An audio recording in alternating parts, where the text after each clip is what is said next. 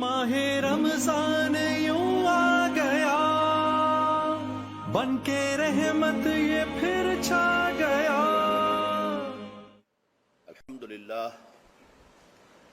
الحمدللہ وکفا والصلاة والسلام علی عبادہ الذین اصطفیٰ، خصوصاً علی افضلہم وخاتم النبیین محمد الامین وعلی آلہ وصحبہ اجمعین۔ اما بعد فقد قال اللہ تبارک وتعالی کما ورد فی سورۃ البقرہ، اعوذ باللہ من الشیطان الرجیم، بسم اللہ الرحمن الرحیم۔ یا ایھا الذین آمنوا کتب علیکم الصیام کما کتب علی الذین من قبلکم لعلکم تتقون، ایاما معدودات، فمن كان منكم مريضا أو على سفر فعدة من أيام أخر، وعلى الذين يطيقونه فدية طعام مسكين، فمن تطوع خيرا فهو خير له، وأن تصوموا خير لكم إن كنتم تعلمون۔ شهر رمضان الذي أنزل فيه القرآن هدى للناس وبينات من الهدى والفرقان، فمن شهد منكم الشهر فليصمه، ومن كان مريضا أو على سفر فعدة من أيام أخر، يريد الله بكم اليسر ولا يريد بكم العسر، وَلِتُكْمِلُوا الْعِدَّةَ وَلِتُكَبِّرُوا اللَّهَ عَلَى مَا هَدَاكُمْ وَلَعَلَّكُمْ تَشْكُرُونَ۔ وَإِذَا سَأَلَكَ عِبَادِي عَنِّي فَإِنِّي قَرِيبٌ أُجِيبُ دَعْوَةَ الدَّاعِ إِذَا دَعَانِ، فَلْيَسْتَجِيبُوا لِي وَلْيُؤْمِنُوا بِي لَعَلَّهُمْ يَرْشُدُونَ۔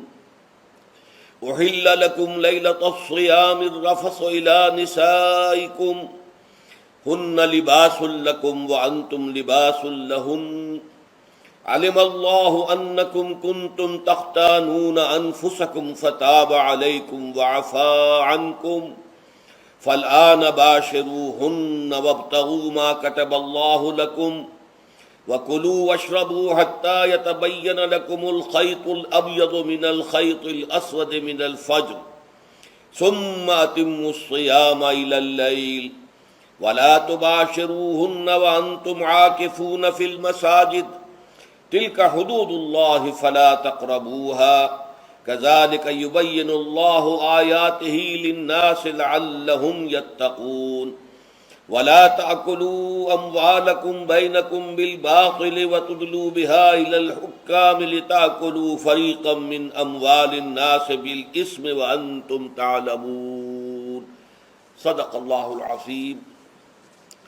وعن سلمان الفارسی رضی اللہ تعالی عنہ قال خطبنا رسول اللہ صلی اللہ علیہ وسلم فی آخر یوم من شعبان فقال یا ایھا الناس فقد اضلکم شہر عظیم شہر مبارک شہر فیہ لیلۃ خیر من الف شہر، جعل اللہ صیامہ فریضۃ وقیام لیلہ تطوعا الى الآخر، رواہ البیہقی فی شعب الایمان۔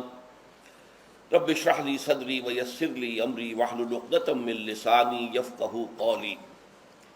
اللہم ربنا الہمنا رشدنا واعذنا من شرور انفسنا، اللہم ارنا الحق حقا وارزقنا اتباعہ وارنا الباطل باطلا وارزقنا اجتنابہ، آمین یا رب العالمین۔ میں نے ابھی آپ کو وہ 6 آیات پڑھ کر سنائی ہیں، ان پر سورہ بقرہ کا 23واں رکوع مشتمل ہے، اور ایک اعتبار سے یہ پورے قرآن میں منفرد ہے کہ اس میں دین اسلام کے جو 5 ارکان ہیں، آپ کو معلوم ہے ان میں کلمہ شہادت ہے، نماز ہے، روزہ ہے، زکوٰۃ ہے، حج ہے، تو ان میں سے ایک رکن جو ہے صیام، روزہ، اس کے بارے میں اس کے جملہ احکام، ابتدائی احکام کیا تھے، تکمیلی احکام کیا تھے، پھر اس کی حکمت درجہ بدرجہ، روزہ محض روزہ ہوتا تو اس کی حکمت کیا تھی، مقصد کیا تھا، اور روزے کے ساتھ رمضان مبارک کا پروگرام قیام اللیل کو شامل کیا گیا تو اس کا مقصد کیا ہے، اس کا مطلوب کیا ہے، اس کا مقصود کیا ہے، یہ ساری چیزیں جو ہیں وہ ایک مقام پر آ گئی۔ نماز کے بارے میں آپ کو معلوم ہے کہ اس کا حکم تو بے شمار جگہ آیا ہے، لیکن احکام، وضو کے حکم کہیں اور ہیں، نماز سفر کی اس کا حکم کہیں اور ہے، نماز خوف کا حکم کہیں اور ہے، تو مختلف معلوم ہوتا ہے کہ وہ اور اوقات جو ہے نماز کے وہ مختلف مقامات سے اخذ کیے گئے ہیں، کسی ایک جگہ پر تفصیل کے ساتھ 5 جو نماز کے اوقات ہیں وہ موجود نہیں ہیں۔ تو اس اعتبار سے وہ قرآن مجید کے اندر وہ معاملہ جو ہے منتشر ہے۔ اسی طرح زکوٰۃ کا معاملہ ہے کہ زکوٰۃ کا حکم تو بے شمار مرتبہ آیا ہے، اس کے احکام قرآن میں نہیں ہے، اس کا نصاب کیا ہے، کس کے ذمے زکوٰۃ واجب ہے، اس کا پھر اس کی کیا ریشو ہے، کیا نسبت ہے، کیا مقدار ہے، کہیں نہیں ہے، یہ احادیث سے۔ حج کا معاملہ ہے تو وہ بھی کم سے کم 2 مقامات پر، بلکہ اس سے زائد مقامات پر آپ کو اس کا ذکر ملے گا۔ مکی صورتوں میں بھی ہے سورہ حج، اس میں 2 رکوع مسلسل ہیں، پھر مدنی صورتوں میں سے سورہ بقرہ، اس کے بعد جو ہے 23ویں رکوع کے بعد 24 اور 25واں رکوع پورا جو ہے وہ حج کے مناسک پر مشتمل ہے۔ اس سے کچھ پہلے جو ہے وہ سعی بین الصفا والمروہ جو ہے اس کا ذکر 20ویں رکوع کے آخر میں آ چکا ہے۔ حج کی فرضیت کا حکم جو ہے وہ سورہ آل عمران میں ہے۔ لیکن یہ کہ یہ صوم کی عبادت جو ہے، جو کہ خود ایک رکن ہے اسلام کا، اس کے معاملے میں یہ 6 آیات اتنی جامع ہیں کہ اگر ان کو انسان سمجھ لے تو کل معلومات جو ہے صوم کے بارے میں جو مطلوب ہیں وہ اس کو حاصل ہو جائیں گے، اس کے احکام بھی، اس کی حکمتیں بھی۔ تو اسی حوالے سے آج ان پر گفتگو ہوگی، لیکن درس کے انداز میں نہیں، بلکہ میری اپنی گفتگو کے دوران ان آیات کا حوالہ آئے گا تو میں چاہوں گا کہ آپ اس وقت بھی اپنی نگاہیں جو ہیں اس کے ٹیکسٹ کے اوپر مرکوز کریں، تاکہ آپ کے ذہن میں جو ہے یہ مضامین آیات کے الفاظ کے ساتھ ایسوسیشن قائم کر کے محفوظ ہو جائیں۔ اچھا، اس کے علاوہ پھر میں نے وہ خطبہ پڑھا ہے، بلکہ اس کا ابتدائی کلمات صرف پڑھے ہیں، جس کے بارے میں حضرت سلمان فارسی رضی اللہ تعالیٰ عنہ نے یہ بیان کیا کہ حضور نے ہمیں یہ خطبہ ارشاد فرمایا شعبان کے آخری دن۔ تو یہ گویا کہ اس مناسبت سے آج ہمارا اس خطبے کو پڑھنا جو ہے بہت ہی موزوں ہے، اس لیے کہ یہ خطبہ جو ہے آج، جیسا کہ میں نے عرض کیا، ہو سکتا ہے بلکہ غالب امکان اسی کا ہے کہ آج شعبان کا آخری دن ہے، تو گویا کہ ہم حضور کے نقش قدم کی پیروی کرتے ہوئے، آپ کی سنت پر عمل کرتے ہوئے ہم اس وقت اس خطبے کو پڑھیں گے۔ یہ خطبہ جو ہے اس کا مکمل ترجمہ جو تازہ ایشو ہے ندائے خلافت کا، اس میں سرورق پر درج کر دیا گیا نمایاں طور پر۔ پھر ہم نے ایک 4 ورقے کی حیثیت سے کتابچے کی شکل میں بھی اس کو شائع کیا ہے، بدقسمتی سے اس کا اہتمام نہیں ہو سکا کہ وہ یہاں سب کے لیے پیش کیا جاتا، لیکن یہ کہ کچھ نہ کچھ نسخے اس کے یہاں آئے ہیں، اس میں بھی یہ پورا خطبہ درج ہے۔ پھر ایک ناشر نے جن کا تعلق اس تنظیم اسلامی کے ساتھ ہے، اس کو خوبصورت انداز میں شائع کیا ہے 4 ورقے کو، لیکن اس کی انہوں نے قیمت رکھی ہے کہ اس کے 10 نسخے 10 روپے میں آپ کو مل جائیں گے، تاکہ آپ زیادہ سے زیادہ لیں اور تاکہ لوگوں میں تقسیم کریں، تاکہ وہ ذہنی تیاری جو ہے، ذہنی اور قلبی اور روحانی، رمضان مبارک کی برکات سے صحیح طور پر مستفید ہونے کے لیے اس میں آپ کے دوست، اعزاء و قارب، رشتہ دار بھی شریک ہو سکیں۔ میں سب سے پہلے اب آغاز کر رہا ہوں اسی خطبے کے ان الفاظ سے کہ جو یہاں پر درج ہیں، آپ بھی اس کی متن پر نگاہ رکھیے۔ ان سلمان الفارسی رضی اللہ عنہ، حضرت سلمان فارسی رضی اللہ تعالی عنہ سے یہ روایت ہے۔ حضرت سلمان آپ کو معلوم ہے کہ ایران میں پیدا ہوئے، اور ان کے والد جو ہیں وہ آتش کدے کے بڑے ذمہ دار آدمی تھے، لیکن ان کو نفرت پیدا ہوئی کہ یہ آگ ہم خود جلاتے ہیں، ایندھن اس میں نہ ڈالیں تو بجھ جاتی ہے، ہم کیسے اس کے سامنے ہاتھ جوڑ کر کھڑے ہو جائیں اور اس سے دعائیں مانگیں۔ بہرحال اس بنا پر جو بھی چپقلش ہوئی، تو جیسے حضرت ابراہیم علیہ السلام کو ان کے والد نے گھر سے نکال دیا تھا، انہیں بھی گھر سے نکلنا پڑا، جیسے حضرت ابراہیم نے پھر ہجرت کی تھی اور وہ عراق سے جو ہے شام کی طرف منتقل ہوئے تھے، تو یہ ایران سے شام کی طرف منتقل ہوئے، وہاں جا کر انہوں نے عیسائیت کا مذہب اختیار کیا، راہبوں کے پاس رہے، آخری راہب جس کے پاس تھے زیر تربیت اور تعلیم تھے، تو جب اس کے انتقال کا وقت آیا تو انہوں نے کہا کہ مجھے تو ابھی تشفی نہیں ہوئی پورے طور سے، آپ نے بہت کچھ سکھایا ہے، بہت کچھ سمجھایا ہے، اور میں نے آپ سے بہت کچھ فیض حاصل کیا ہے، لیکن ابھی تو مجھے تشفی نہیں ہوئی، اب آپ کا انتقال ہو رہا ہے، میں آپ کے بعد کس کے پاس جاؤں؟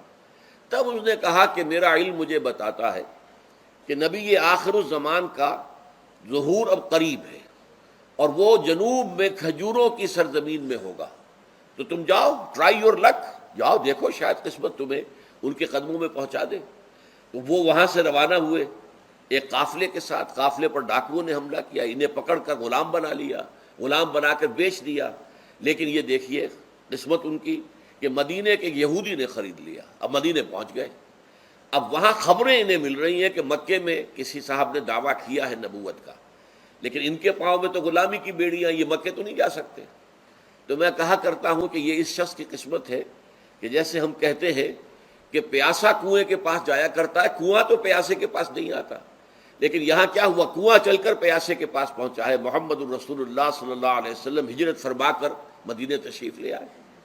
تب انہوں نے اپنے آقا سے ایک روز کچھ تھوڑی سی کھجوریں مانگی، لیں اور اجازت طلب کی اور جا کر حضور کی خدمت میں پیش کی، کیونکہ اس نے یہ بتایا تھا راہب نے کہ وہ ہدیہ تو قبول کر لیں گے، صدقات قبول نہیں کریں گے، صدقہ قبول نہیں کریں گے۔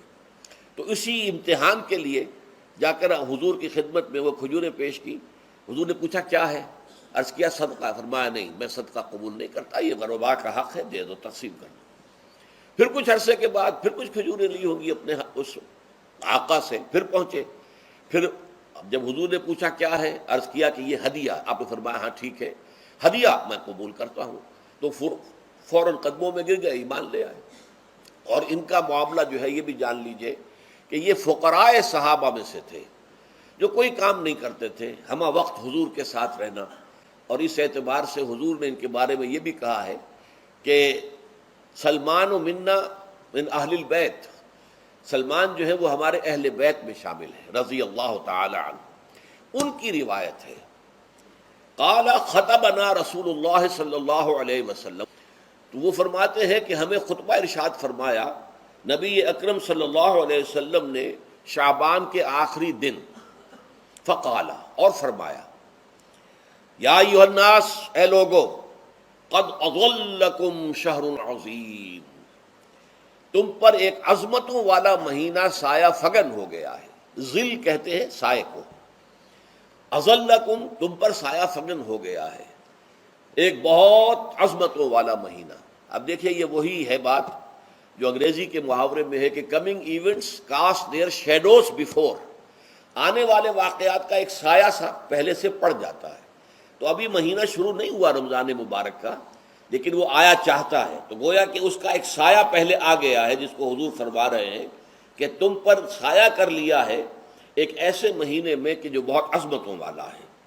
شہر مبارک، وہ مہینہ بہت برکتوں والا ہے۔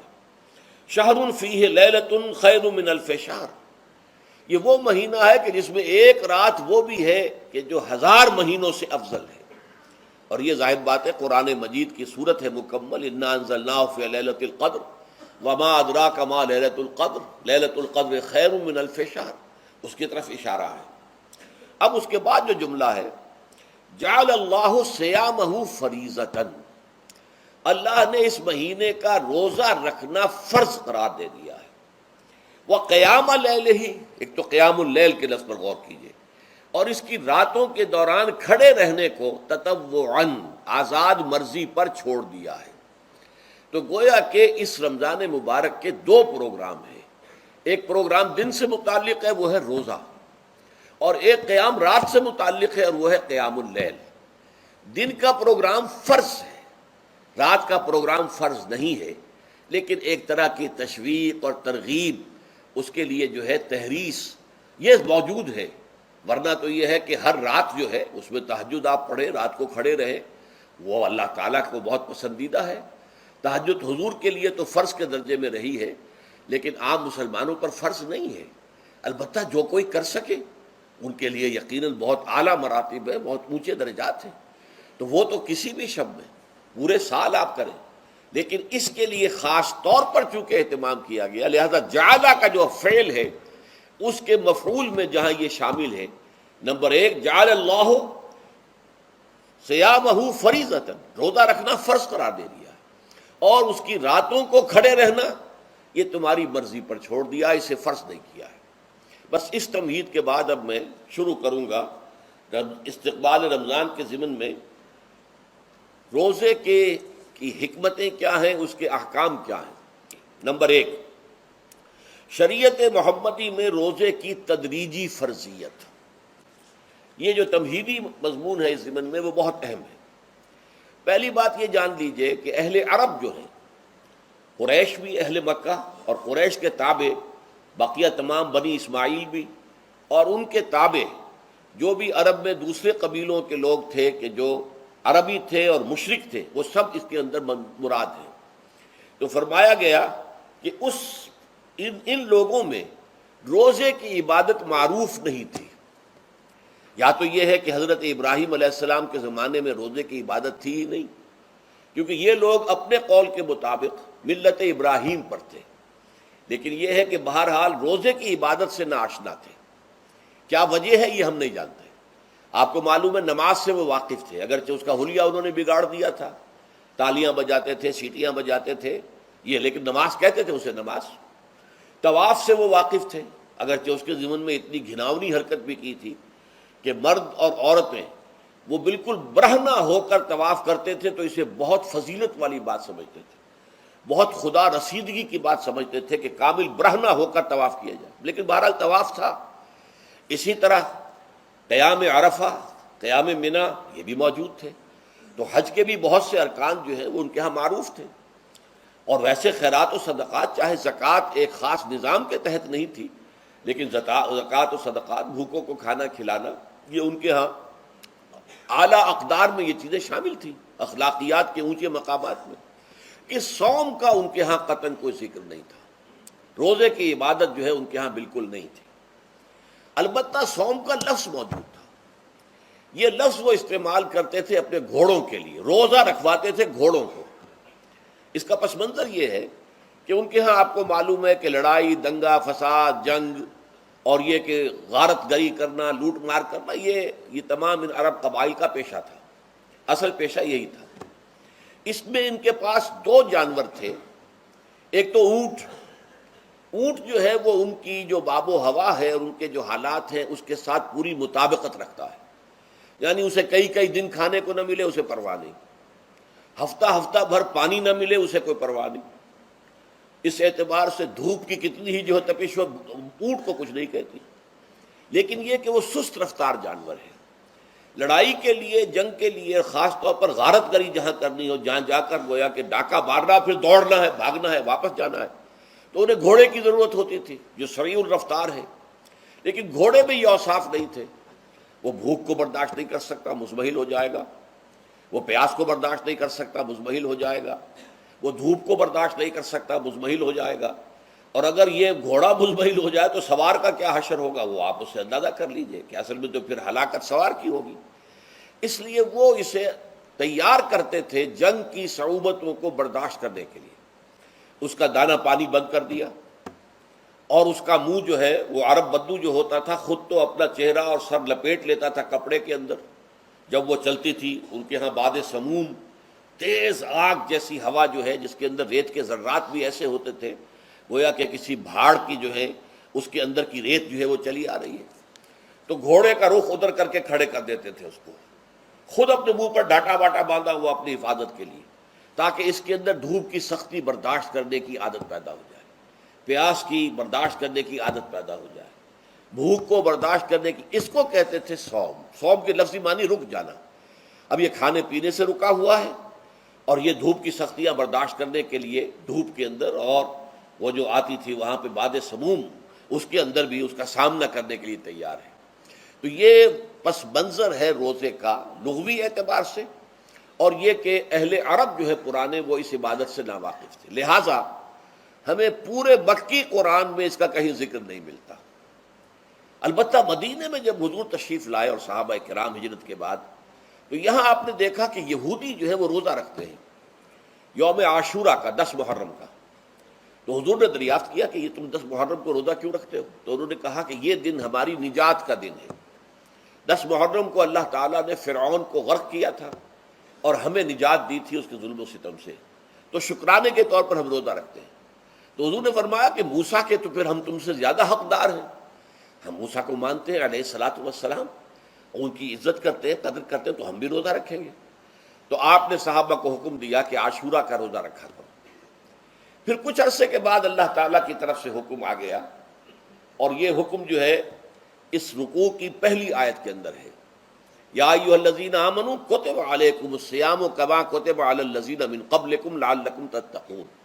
لیکن جیسا کہ میں بعد میں بتاؤں گا، یہ حکم صوم رمضان کا نہیں ہے، بلکہ یہ کہ اللہ کے حکم سے پہلے 3 دن کے روزے فرض کیے گئے۔ ہر مہینے کی 13ویں، 14ویں اور 15ویں تاریخ کو روزہ رکھو۔ اس میں بڑی حکمت تھی، چونکہ یہ عرب عادی نہیں تھے روزے کے، تو انہیں تدریجاً خو کر کرنا تھا۔ ظاہر بات ہے کہ 30 دن جو ہے وہ تو ایک بڑی مدت ہے، اور ظاہر بات ہے کہ مئی کا مہینہ بھی آ جائے گا، اس میں جون بھی آئے گا، جولائی بھی آئے گا، قیامت خیز مہینے آ جائیں گے، تو بڑی ہمت جواب دے جائے گی۔ تو پہلے روزہ ہر مہینے 3 روزے رکھنے کی ان کو مشق کرائی جائے تاکہ یہ عادی ہو۔ یہ 3 روزے اگر مئی میں بھی آ گئے، جون میں بھی آ گئے، تب بھی ٹھیک ہے، اس کو انسان 3 دن کی تو مشقت برداشت کر سکتا ہے۔ تو پہلے یہ کیا گیا، لیکن اس کے ضمن میں یہ حکم دے دیا گیا، اس کو کہتے ہیں وجوب علی التخییر، یہ اختیار دے دیا گیا کہ یہ 3 روزے تم پر واجب کیے جا رہے ہیں، لیکن یہ کہ اگر تم یہ روزے نہ رکھو تو تم فدیہ دے سکتے ہو، 1 مسکین کو کھانا کھلانا صبح و شام۔ یہ ہے وجوب علی التخییر۔ دوسری رعایت یہ دی گئی کہ اگر کوئی شخص ان 3 تاریخوں میں بیمار ہو یا سفر پر ہو تو وہ تعداد دوسرے دنوں میں پوری کر لے۔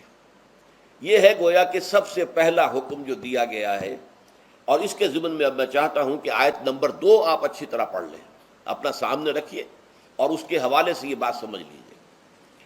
ایام معدودات، یہ دن ہیں چند گنتی کے۔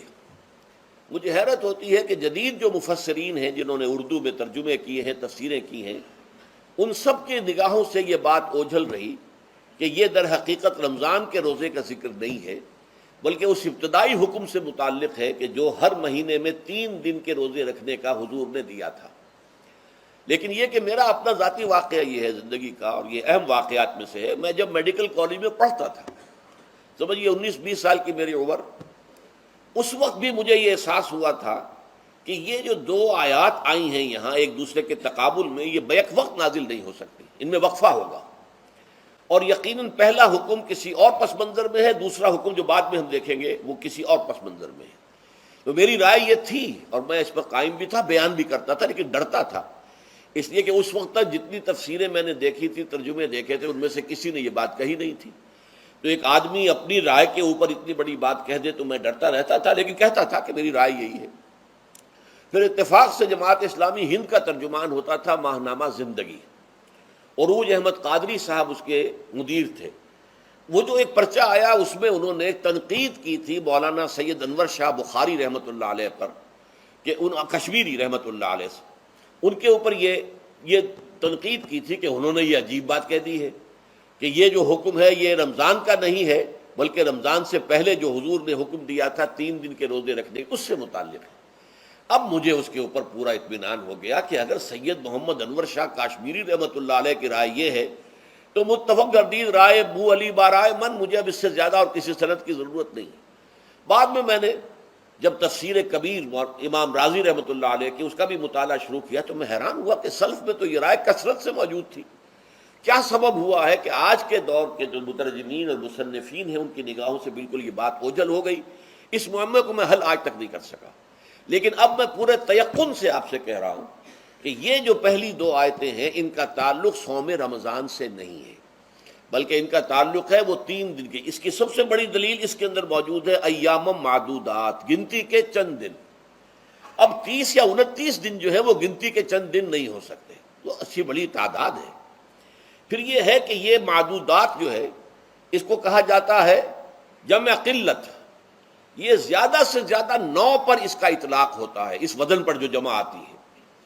اور اس میں جو ہے خود قرآن مجید میں حج کے سلسلے میں منا کے قیام کے ضمن میں الفاظ آئے ہیں، ایام معدودات فمن تعجل فی یومین فلا اسم علیہ ومن تاخر فلا اسم علیہ۔ منا میں قیام ہے گنتی کے چند دن، تو تو جو 2 دن ہی میں جلدی کر کے وہاں سے واپس ہو جائے اس پہ بھی کوئی اس گناہ نہیں ہے، اور جو مؤخر کر کے 3 دن پورے کرے اس پر بھی کوئی گناہ نہیں۔ تو وہاں پر بھی نظیر موجود ہے کہ 2 یا 3 دن پر اس کا اطلاق ہو رہا ہے۔ تو یہاں پر ایام معدودات سے لازماً یہ مراد ہے کہ یہ 3 دن جو ہے ہر مہینے میں 13ویں، 14ویں، 15ویں، در حقیقت اس روزے سے متعلق یہ آیت آ رہی ہے۔ اور یہ بھی نوٹ کر لیجئے کہ رمضان کے روزے کی فرضیت کے بعد بھی حضور کا معمول اور آپ کے صحابہ کا، اور جو بھی ہمارے ہاں اتباع کرتے ہیں حضور صلی اللہ علیہ وسلم کا نوافل میں بھی ان کا یہ معمول ہے۔ ہر مہینے میں یہ 3 روزے حضور بعد بھی رکھتے تھے، اور آپ کے بہت سے صحابہ رکھتے تھے، اور آج بھی ہمارے ہاں بہت سے لوگ جو دیندار ہیں اور جن کے اندر یہ جذبہ ہے اتباع سنت کا، وہ رکھتے ہیں۔ 13ویں، 14ویں اور 15ویں تاریخوں کا ان کو ایام 20 کہتے ہیں۔ اس کی راتیں روشن ہوتی ہیں، 13ویں رات، 14ویں رات، 15ویں رات۔ چاند جو ہے اس کے اندر آپ کو معلوم ہوتا ہے 14ویں کو تو مکمل ہوتا ہی ہے، 13ویں اور 15ویں کا بھی تقریباً مکمل ہے۔ تو ایام 20 کے روزے جو ہیں بعد میں بھی برقرار رہے ہیں، لیکن نفلاً۔ فرض اس کے بعد جو ہے وہ رمضان کے روزے ہو گئے۔ تو ایام معدودات یہ دن ہیں گنتی کے۔ فمن کان منکم مریض او علی سفر فعدۃ من ایام اخر، تو جو کوئی بھی تم میں سے ہو بیمار یا سفر پر تو وہ تعداد پوری کر لے دوسرے دنوں میں۔ گویا کہ اب اگلی کے ایک تو یہ رعایت ہو گئی، دوسری رعایت وعلی الذین یطیقونہ فدیۃ طعام مسکین، اور ان لوگوں کے ذمے کے جو اس کی طاقت رکھتے ہوں، یعنی مریض بھی نہیں ہے، صحت مند ہے، روزہ رکھ سکتے ہیں، سفر بھی نہیں ہے، سفر پر نہیں ہے، مقیم ہے، روزہ رکھ سکتے ہیں، پھر بھی نہ رکھیں تو ان کے لیے بھی ایک اختیار، اسی لیے میں نے لفظ استعمال کیا تھا وجوب علی التخییر، واجب تو ہے لیکن اس میں ایک اختیار دے دیا گیا ہے۔ وہ اختیار کیا ہے؟ فدیۃ طعام مسکین۔ تو پھر یہ ہے کہ ایک مسکین کو کھانا کھلا دینا، فدیہ کہتے ہیں کسی چیز کا بدل ہو جائے، جیسے کہ جنگی مجرم ہے اس کا فدیہ ہے، گویا کہ اس کو دے کر وہ پھر آزاد ہو جائے گا، فدیہ اس کو کہتے ہیں۔ ففدیۃ طعام مسکین، لیکن یہ ہے کہ فمن تطوع خیرا فهو خیر اللہ، اور جو نیکی سے خیر کرنا چاہے مزید تو وہ اس کے لیے بہتر ہے۔ ایک کے بجائے 2 کو کھلائے، 3 کو کھلائے، 4 کو کھلائے، 10 کو کھلائے، تو یہ تو ترغیب ہے، لیکن کم سے کم ایک مسکین کو کھانا کھلانا 2 وقت کا۔ وَأَن تَصُومُوا خَيْرٌ لَكُمْ، اب دیکھیے یہ لفظ بول رہے ہیں، اگر تم روزہ رکھو تو یہ تمہارے حق میں بہتر ہے، یعنی اگرچہ اختیار تمہیں دے دیا ہے، اختیار یہ ہے کہ روزہ رکھو، اگر نہ رکھو تو فدیہ دے دو ایک مسکین کا کھانا، لیکن اگر تم روزہ رکھو، ان کنتم تعلمون، اگر حقیقت میں تم علم رکھتے ہو کہ روزے کے اندر کیا کیا برکات ہیں، تو تمہیں روزہ لازماً رکھنا چاہیے۔ تشویق اور ترغیب موجود ہے، لیکن یہ کہ اس کی فرضیت یا وجوب نہیں ہے۔ یہ تھا ابتدائی حکم روزے کی ضمن میں۔ اب اس کے بعد اگلی آیت جو ہے اس کے بھی پہلے حصے کو مت پڑھیے، شہر رمضان الذی انزل فیہ القرآن، اس کے بارے میں تو بعد میں گفتگو ہوگی، بینات من الہدی والفرقان، لیکن اگلا جملہ فمن شہد منکم الشہر فلیصم، اب یہ رمضان کے روزے کی فرضیت کا حکم آیا ہے۔ رمضان کا مہینہ وہ ہے جس میں قرآن نازل کیا گیا، اس کے بارے میں جیسا کہ میں نے عرض کیا پھر بعد میں عرض کروں گا، لیکن جو شخص بھی تم میں سے موجود ہو اس مہینے میں، اپنے گھر میں موجود ہے، اپنے شہر میں موجود ہے، سفر پر نہیں ہے، یا یہ ہے کہ جو شخص بھی اس مہینے کو پائے، اس کی زندگی میں یہ مہینہ آ جائے، یہ برکتوں کا ایک موقع اسے مزید حاصل ہو جائے، فلیصم، یہ امر کا صیغہ ہے، یہ وجوب ہے مطلقاً۔ اب اس میں جو 2 رعایتیں پہلے دی گئی تھی ان میں سے ایک کو برقرار رکھا، وَمَنْ كَانَ مَرِيضًا أَوْ عَلَى سَفَرٍ فَعِدَّةٌ مِّنْ أَيَّامٍ أُخَرَ، یہی وہ الفاظ ہیں جن کی بنا پر میرا گمان اس وقت بھی یہ تھا کہ یہ 2 بیک وقت نازل نہیں ہو سکتی آیات، یہ جو تکرار ہے بے معنی تکرار ہو جائے گی پھر اگر ایک ہی وقت میں نازل ہو رہی ہو، اور قرآن مجید کی فصاحت اور بلاغت سے یہ چیز بعید ہے کہ وہاں پر اس طرح کی تکرار بلا سبب ہو رہی ہو۔ قرآن میں اور بہت سی آیات ہیں جن میں کہ آپ کو معلوم ہے کہ پورا رکوع ہے سورہ مزمل کا، جس میں قیام اللیل کا حکم ہے، پھر اسی کے آخر میں وہ آیت شامل کر دی گئی ہے جو کم سے کم 1 سال بعد نازل ہوئی ہے، جس میں کہ رات کے قیام کا وجوب ختم کر دیا گیا، اور صرف یہ کہ جتنا بھی تم سے ممکن ہو سکا کرو، ضروری نہیں ہے کہ تہائی شب ہو، آدھی ہو، 2/3 ہو، جتنا بھی ممکن ہو قرآن پڑھا کرو رات کو، گویا کہ وہ فرضیت جو تھی قیام اللیل کی وہ ختم ہو گئی۔ تو اس حوالے سے وہ جو ناسخ ہے، منسوخ کرنے والی آیت بھی اس کے ساتھ ہی رکھ دی گئی ہے، تاکہ وہ جو اصل حکم تھا وہ بھی برقرار سامنے رہے، اور جس نے آ کر اسے منسوخ کیا وہ بھی برقرار رہے اور سامنے رہے۔ اسی طرح یہاں پر بھی یہ حکم آیا، کتنے عرصے کے بعد آیا یہ مجھے معلوم نہیں، لیکن یہ کچھ عرصے کے بعد آیا ہے کہ رمضان کا مہینہ وہ ہے کہ جس میں قرآن نازل کیا گیا ہے۔ اب جو شخص بھی اس مہینے کو پائے اس پر لازم ہے کہ اس کے روزے رکھے۔ ہاں، من کان مریضاً او علی سفر، جو شخص ہو مریض، بیمار ہو یا سفر پر ہو، فعدۃ من ایام اخر، تو وہ تعداد پوری کر لے دوسرے دنوں میں۔ یرید اللہ بکم الیسر ولا یرید بکم العسر، اللہ تمہارے ساتھ آسانی چاہتا ہے، سختی نہیں چاہتا۔ یہ اصل میں کیوں کہا ہے، اس کی وجہ سمجھ لیجئے۔ آج بھی آپ کو اپنے ہاں ایسے لوگ مل جائیں گے جن کا تقویٰ کا تصور اتنا غلط ہو گیا ہے کہ 104 درجے کا بخار ہے، روزہ چھوڑنے کو تیار نہیں۔ بھلے آدمیوں، اللہ نے تمہیں ایک رخصت دی ہوئی ہے تو خام خواہ اپنے اوپر یہ شدت کیوں لے رہے ہو؟ لیکن لیتے، روزہ چھوڑنے کو تیار، روزہ قضا نہیں کروں گا۔ سفر پر جا رہے ہیں اور روزہ قضا کرنے کو تیار نہیں۔ ایک موقع پر ایک غزوے کے دوران ایسا ہوا کہ کچھ لوگوں نے روزہ رکھا ہوا تھا، لیکن وہ اتنے یوں سمجھیے مزمحل ہو گئے کہ جب پڑاؤ پر پہنچے تو جن کا روزہ نہیں تھا انہوں نے تو بڑی چاق و چوبند طریقے سے خیمے نصب کیے، سارا بندوبست کیا، اور یہ جا کر بے سدھ ہو کر بے ہوش ہو کر گر پڑے۔ تو حضور نے فرمایا ان کو دیکھ کر، لیس من البر الصیام فی السفر، سفر میں روزہ رکھنا یہ کوئی نیکی کا کام نہیں ہے، یہ نیکی کا غلط تصور ہے کہ جو تم نے اپنے اختیار کر لیا۔ یہ تمہارے اندر تشدد پسندی پیدا ہو رہی ہے۔ دین کے احکام میں جو مقصد ہے وہ کیا ہے؟ یرید اللہ بکم الیسر ولا یرید بکم العسر۔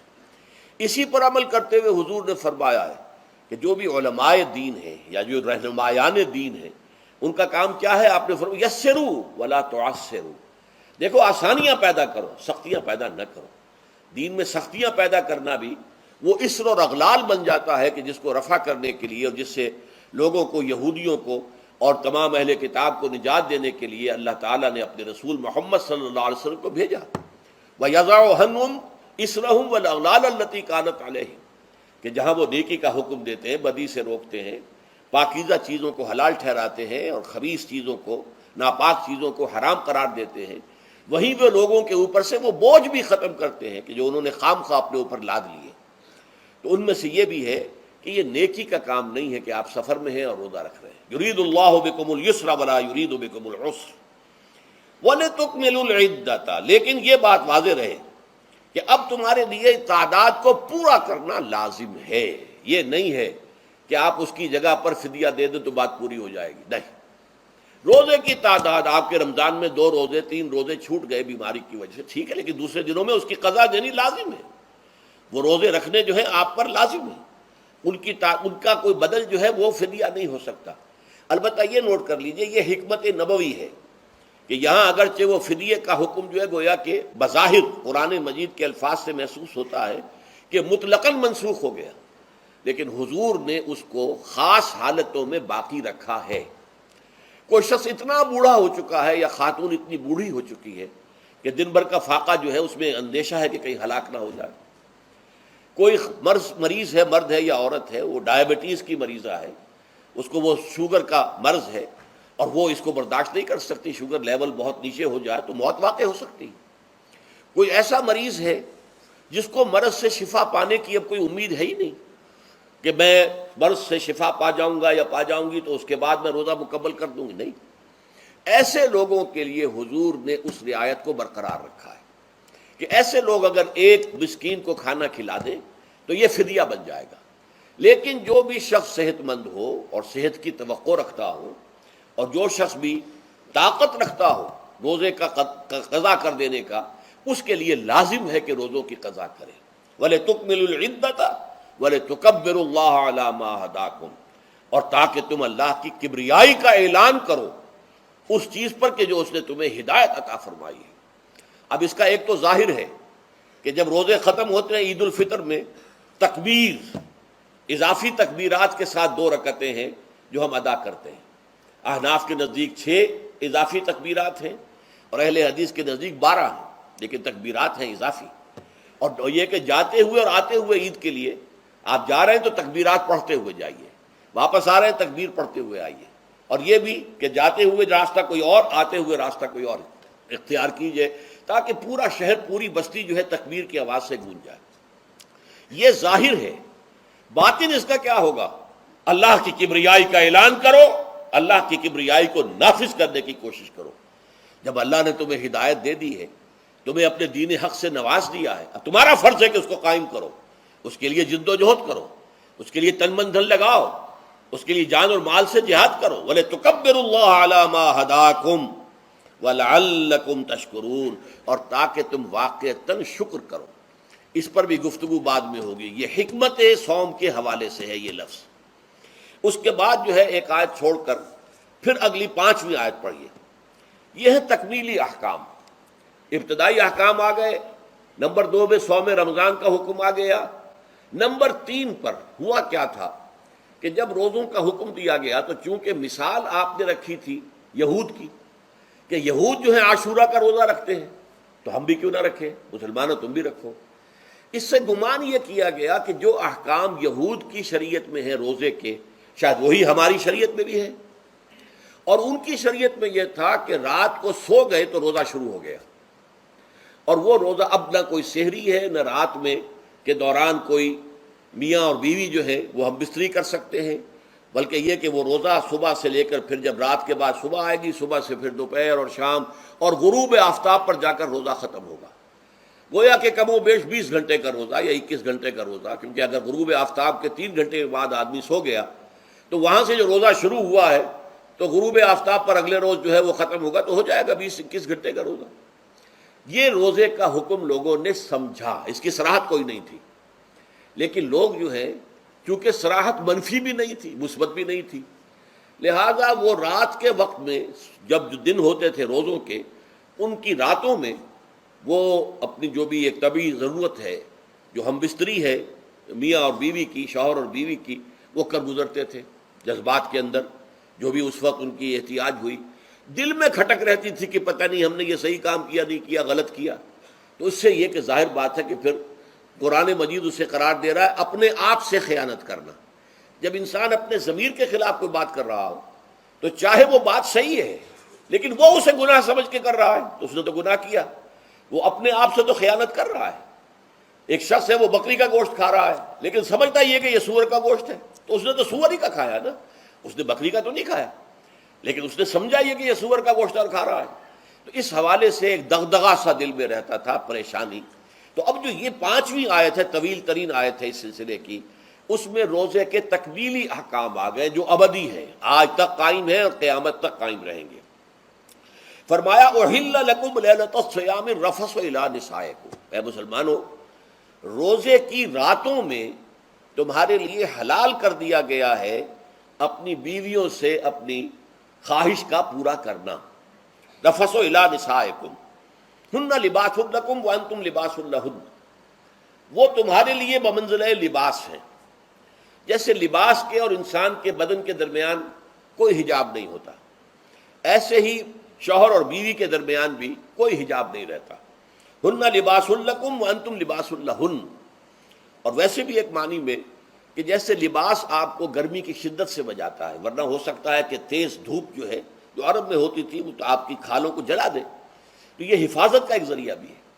اسی طریقے سے شوہر کے لیے بیوی اپنی عفت و عصمت کو برقرار رکھنے کے لیے ایک ذریعہ ہے کہ کہیں حرام میں منہ نہ مارے، بیوی موجود ہے، حلال ذریعے سے اپنی خواہش پوری کرے۔ اور بیوی کے لیے شوہر اسی طریقے سے ایک ڈھال بن جاتا ہے کہ اسے خام خواہ ادھر ادھر دیکھنے کا کوئی خیال بھی کبھی نہ آئے، اس کی جو بھی نفسانی خواہش ہے اس کی شوہر پورا کر رہا ہے۔ تو اس اعتبار سے بھی ہن لباس لکم وانتم لباس لہن، علم اللہ انکم کنتم تختانون انفسکم، اللہ کے علم میں ہے کہ تم اپنے آپ سے خیانت کر رہے تھے۔ اس کی وضاحت میں پہلے کر چکا ہوں کہ دل میں یہ دغدغہ تھا کہ یہ حرام کام اور کر رہے ہیں، یہ گویا کہ اپنے آپ سے خیانت، اللہ سے بغاوت نہیں تھی۔ کیوں کہ اللہ تعالیٰ کی طرف سے تو حکم تمہیں معلوم تھا ہی نہیں ابھی، آیا اس کی اجازت ہے یا نہیں ہے، لیکن اپنے آپ سے تو خیانت کر رہے ہو نا، تم یہ سمجھ رہے تھے کہ یہ نہیں ہونا چاہیے، یہ گویا کہ ممنوع ہے اور کر رہے تھے، تو اس کو کہا کہ تم اپنے آپ سے خیانت کر رہے تھے۔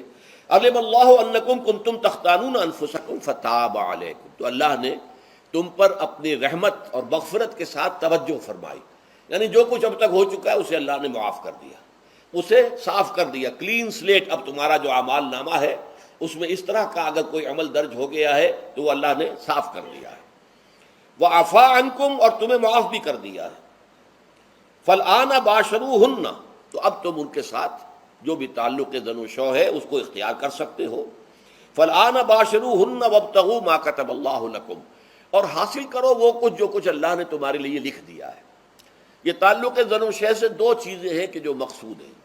ایک تو سب جانتے ہیں اولاد، ہر انسان کی خواہش ہوتی ہے کہ میری نسل کا تسلسل باقی رہے، لیکن نمبر دو ایک شے اور ہے، قرآن مجید میں بیان کیا گیا، بولے تسکنوا الیہا، اس میں ایک سکون ہے، اس میں جو بھی ہے، جو بھی عمل ہے مباشرت کا، اس میں ایک اعصابی طور پر سکون کی کیفیت انسان کو حاصل ہوتی ہے۔ تو یہ بھی مطلوب و مقصود ہے۔ تو ما کتب اللہ لکم، تمہارے لیے اللہ نے اس میں ایک تو اولاد کا معاملہ رکھ دیا ہے اور ایک تمہارے لیے سکون کا، لتسکنوا الیہا، تاکہ تم ان کی طرف توجہ کر کے سکون حاصل کرو۔ فَالْآنَ بَاشِرُوهُنَّ وَابْتَغُوا مَا كَتَبَ اللَّهُ لَكُمْ وَكُلُوا وَاشْرَبُوا، اب سحری کا حکم آ گیا، وَكُلُوا وَاشْرَبُوا حَتَّى يَتَبَيَّنَ لَكُمُ الْخَيْطُ الْأَبْيَضُ مِنَ الْخَيْطِ الْأَسْوَدِ مِنَ الْفَجْرِ، اور کھاتے رہو اور پیتے رہو یہاں تک کہ تمہارے لیے فجر کے وقت کے اعتبار سے سفید ڈوری سیاہ ڈوری سے بالکل علیحدہ ہو جائے۔ اصل میں اس کو بعض صحابہ نے تو سمجھا کہ یہ لغوی معنی اس کے لیے کہ آپ اپنے تکیے میں ایک سفید دھاگا رکھ لیا اور ایک کالا رکھ لیا، اور دیکھتے رہتے تھے جب یہ سفید اور کالا علیحدہ علیحدہ نظر آنے لگے تو پھر روزے کا رکھنے کا وقت شروع ہو چکا اور اب کھانا پینا بند کر دیا جائے۔ فرمایا گیا یہ مراد نہیں ہے، یہ جب پاؤں پھٹتی ہے تو اس کے اندر ایک سفید سی لکیر جو ہے افق کے اوپر آتی ہے، یہ ہے مراد، کہ وہ جو سفید لکیر ہے وہ ظاہر ہو جائے اور وہ رات کے اختتام کا گویا کہ ایک اعلان اور علم بن جائے۔ تو وَكُلُوا وَاشْرَبُوا، اب اس کی جو ہے بڑی تاکید کی گئی ہے، تَسَحَّرُوا فَإِنَّ فِي السَّحُورِ بَرَكَةٌ، سحری ضرور کیا کرو، اور یہ در حقیقت برکت کا ذریعہ ہے۔ یہ بھی آپ نے فرمایا ہمارے اور یہود کے روزے کے مابین جو فرق ہے وہ سحری ہے۔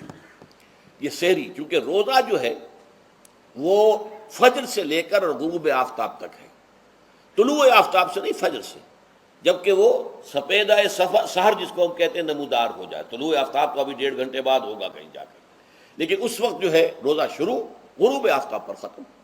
اس حوالے سے اس سے پہلے کھانا پینا، اور اس میں بھی فرمایا گیا کہ بعض لوگ بہت زیادہ احتیاط کرتے ہیں، وہ صحیح نہیں ہے، اس لیے کہ فجر کے لیے اذان جب دیتے تھے تو اس میں بعض حضرات ذرا جلدی کرتے تھے۔ حضور نے فرمایا کہ نہیں، دیکھو یہ ذرا جلدی کر دیتے ہیں، اگر تم میں سے کسی کے ہاتھ میں پیالہ ہے، ابھی وہ کچھ کھا رہا ہے، اذان ہو گئی ہے، تو وہ اپنا پیالہ پورا کر لے۔ اس میں بھی تشدد کی ضرورت نہیں، جیسے کہ اس سے پہلے ہم پڑھ چکے یسروا ولا تعسروا، یرید اللہ بکم الیسر ولا یرید بکم العسر، اللہ تمہارے ساتھ آسانی چاہتا ہے، سختی نہیں چاہتا۔ تو اسی طرح فرمایا وَكُلُوا وَاشْرَبُوا حَتَّى يَتَبَيَّنَ لَكُمُ الْخَيْطُ الْأَبْيَضُ مِنَ الْخَيْطِ الْأَسْوَدِ مِنَ الْفَجْرِ ثُمَّ أَتِمُّوا الصِّيَامَ إِلَى اللَّيْلِ، پھر اب روزے کو پورا کرو رات تک۔ إِلَى اللَّيْلِ میں پھر بڑی بحثیں ہوئی ہیں۔ اس لفظ کی مناسبت سے اہل تشیع اس کے قائل ہیں کہ جبکہ خوب اندھیرا ہو جائے، لیکن اہل سنت کا اجماع ہے کہ غروب آفتاب اس سے مراد ہے، اس لیے کہ آغاز رات کا غروب آفتاب کے ساتھ ہے۔ اور اس میں بھی احادیث کے اندر آیا ہے کہ تعجیل کرنی چاہیے۔ بعض لوگ وہی جو میں نے عرض کیا کہ تقویٰ کے تحت جو ہے، جیسے کہ سفر میں بھی روزے رکھتے ہیں یا 104 بخار کے درجے میں بھی وہ روزہ قضا کرنے کو تیار نہیں ہوتے، ایسے ہی وہ تاخیر کرتے ہیں اپنے تقوی کے حساب سے، کہیں ایسا نہ ہو، کوئی غلطی نہ ہو جائے، کہیں یہ نہ ہو جائے، کہیں وہ نہ ہو جائے، تو پھر اس کے اندر وہ افطار میں، تو آپ نے فرمایا کہ قوم جو ہے اسی وقت صحیح رہے گی جبکہ وہ افطار میں عجلت سے کام لے، یعنی سحری کے اندر بہت زیادہ جلدی کرنے کی ضرورت نہیں، اگر اذان ہو رہی ہے اس کے دوران بھی اگر کچھ کھا پی رہے ہو تو کھا پی لو، مکمل کر لو۔ اسی طریقے سے افطار کے اندر جو ہے وہ تاخیر کرنے کی ضرورت نہیں، سورج کے غروب کے ساتھ افطار کر لو۔ وَلَا تُبَاشِرُوهُنَّ وَأَنْتُمْ عَاكِفُونَ فِي الْمَسَاجِدِ، ہاں اپنی بیویوں سے تم مباشرت نہ کرو، تعلق زن و شو قائم نہ کرو جبکہ تم مسجدوں کے اندر معتکف ہو۔ یہ اعتکاف کا ذکر ہو گیا۔ رمضان کے آخری عشرے میں یہ اعتکاف جو مسنون ہے کہ 21ویں شب سے شروع ہو جائے گا، یعنی 20واں روزہ ختم ہوا اس کے ساتھ یہ اعتکاف شروع ہو گیا، اور پھر اعتکاف مسنون جو ہے وہ جب تک کہ چاند نظر نہ آ جائے شوال کا، عید کا، اس وقت تک یہ اعتکاف جاری رہے گا۔ یہ ہے مسنون اعتکاف۔ اس کی کیا حکمت ہے وہ میں بعد میں عرض کروں گا۔ تو یہ حکمت جو ہے اس کے حوالے سے گفتگو بعد میں ہو جائے گی، لیکن یہاں یہ بتا دیا گیا کہ یہ جو رمضان کی 20 راتوں میں اجازت دی گئی ہے اپنی بیویوں کے ساتھ ہم بستری کی، وہ اس معتکف کے لیے نہیں ہے جو مسجد میں معتکف ہے۔ تو ہاں اس کی اہلیہ آ سکتی ہے وہاں ملاقات کے لیے، کسی مشورہ کوئی کرنا ہے بہت ضروری ہے، آ جائے، ملاقات ہو سکتی ہے، لیکن یہ کہ مباشرت نہیں ہو سکتی، وہ حرام ہے۔ فرمایا وَلَا تُبَاشِرُوهُنَّ وَأَنْتُمْ عَاكِفُونَ فِي الْمَسَاجِدِ تِلْكَ حُدُودُ اللَّهِ، یہ اللہ کی حدود ہیں، شریعت اسلامی کی یہ حدود ہیں، فَلَا تَقْرَبُوهَا، تو ان کے قریب تک مت جاؤ۔ قرآن مجید میں اس اعتبار سے دو انداز تعبیر ہے کہ اللہ کی حدود ہے فَلَا تَعْتَدُوهَا، یہ اللہ کی حدود ہے، ان سے تجاوز نہ کرو، اس حد کو پھلانگ نہ جاؤ، اس حد سے آگے نہ گزر جاؤ۔ یہاں ہے تقربوہا، اللہ تعالیٰ کی حدود کے قریب تک نہ جاؤ۔ اس کی وجہ ایک حدیث میں بیان کر دی گئی ہے کہ جیسے ہر بادشاہ کی ایک چراگاہ ہوتی ہے، وہ صرف شاہی جو بھی ہیں جانور ہیں ان کے، یا گھوڑے ہیں یا کوئی اور ہیں، ان کے چرنے کے لیے ہے، وہاں پہ کوئی رعایت کا کوئی آدمی اپنی بھیڑ بکریاں وغیرہ نہیں لے جا سکتا۔ وہ حما کہلاتا تھا کہ یہ شاہ کے لیے مخصوص ہے، لکل ملک حمن وحم اللہ محارمہ، اللہ بھی بادشاہ ہے آزاد کائنات کا، ارض و سما کا، اس نے بھی جن چیزوں کو حرام کر دیا ہے وہ حما ہے، اس میں داخل نہیں ہونا تمہیں۔ تو فرمایا کہ جو چرواہا اپنی بھیڑوں کو بالکل اس کی آخری حد تک لے جائے گا تو اندیشہ ہے کہ کوئی بھیڑ کوئی بکری چھلانگ لگائے اور اس چراگاہ میں داخل ہو جائے۔ اس لیے کیپ ایٹ اے ڈسٹینس، ایک فاصلے پر رہو۔ احتیاط کا تقاضا یہ ہے کہ اس آخری حد کے قریب نہ جاؤ، فلا تقربوہا، اس کے قریب نہ جاؤ۔ ان حدود کی تو سختی کے ساتھ پابندی کرنی ہے۔ ان کے لیے یہ ہے کہ ان کو نہ صرف یہ کہ ان سے تجاوز نہیں کرنا، بلکہ ان سے ذرا کچھ فاصلے ہی پر اپنے آپ کو رکھنا ہے۔ کذالک یبین اللہ آیاتہ للناس، اسی طریقے سے اللہ تعالیٰ واضح کرتا ہے اپنی آیات کو لوگوں کے لیے، وَلَعَلَّهُمْ يَتَّقُونَ، اور تاکہ وہ پھر تقویٰ کریں، بچیں۔ جب احکام معلوم ہو گئے اب بچنا آسان ہے، جب احکام معلوم نہیں تو اندیشہ ہے کہ کہیں کسی حرام کے اندر جو ہے وہ ملوث ہو جائے۔ جیسے کہ ایک حدیث میں آتا ہے کہ الحلال بین والحرام بین وبینہما مشتبہات، حلال کیا ہے یہ بھی واضح ہے، حرام کیا ہے یہ بھی واضح ہے، البتہ ان دونوں کے مابین کچھ چیزیں ہوتی ہیں متشابہات، پتہ نہیں حلال ہے کہ حرام ہے، تو تم بچو، ان چیزوں سے بھی بچو، اس لیے کہ اس کے اندر حرام ہونے کا اندیشہ ہے نا، لہذا ان سے بھی بچو۔ جو صریحاً حلال ہے اسی پر اکتفا کرو، جن کے بارے میں تعین نہیں ہو پا رہا ہے کہ وہ حلال ہیں، البتہ یہ بھی ثابت نہیں ہو رہا ہے کہ وہ حرام ہیں، تو ان سے یہ تقویٰ کا تقاضا ہے۔ اگرچہ قانونی اعتبار سے یہ کہا جائے گا کہ وہ مباح ہے، جس شے کی حرمت کا ثبوت ہمیں کتاب اللہ اور سنت رسول سے نہ ملے وہ مباح ہے، لیکن یہ ہے کہ تقویٰ کا تقاضا یہ ہے، قانون کا تقاضا یہ کہ مباح کو آپ اختیار کریں گے تو آپ پر گرفت نہیں ہوگی، اس لیے کہ اس کی حرمت ثابت نہیں ہے، لیکن تقویٰ کا تقاضا یہ ہے کہ آپ صرف اس شے پر اکتفا کریں کہ جس کے حلال ہونے کے لیے ثبوت اور دلیل موجود ہے۔ تو یہ ہے کہ تلک حدود اللہ فلا تقربوها کذالک یبین اللہ لکم للناس آیاتہ للناس لعلہم یتقون۔ یہ احکام ہے تکمیلی روزے کے، جس کے ضمن میں میں نے کچھ احادیث نبویہ کے حوالے سے بھی ان کی مزید وضاحت کر دی۔ اب آئیے تیسری بات، روزے کا اصل حاصل کیا ہے۔ اب پہلی آیت پر ہمیں توجہ دینی ہوگی، یا ایھا الذین آمنوا کتب علیکم الصیام، اہل ایمان تم پر روزہ فرض کیا گیا، لکھ دیا گیا، طے کر دیا گیا۔ اگرچہ جیسا کہ میں نے عرض کیا یہ ابتدائی حکم ہے اور اس میں وجوب علی تخییر وہ بعد میں آ چکا دوسری آیت میں، کما کتب علی الذین من قبلکم، جیسے کہ یہ فرض کیا گیا تھا ان پر جو تم سے پہلے تھے، یعنی یہود اور نصارہ، ان پر بھی یہ روزہ جو ہے یہ فرض تھا۔ البتہ احکام مختلف ہو گئے، جیسے جمعے کا دن، اور جمعے کو چھوڑ کر یہودیوں نے سبت کا دن اختیار کیا، عیسائیوں نے جو ہے وہ سنڈے کو اختیار کر لیا، لیکن احکام میں فرق ہے۔ وہاں پورے سبت کے دن، ہفتے کے دن کاروبار دنیاوی مطلقاً حرام. لیکن ہمارے ہاں شریعت کے اندر آسانی پیدا کی گئی کہ صرف جمعے کی اذان سے لے کر نماز ادا ہو جانے تک وہ حرام ہے.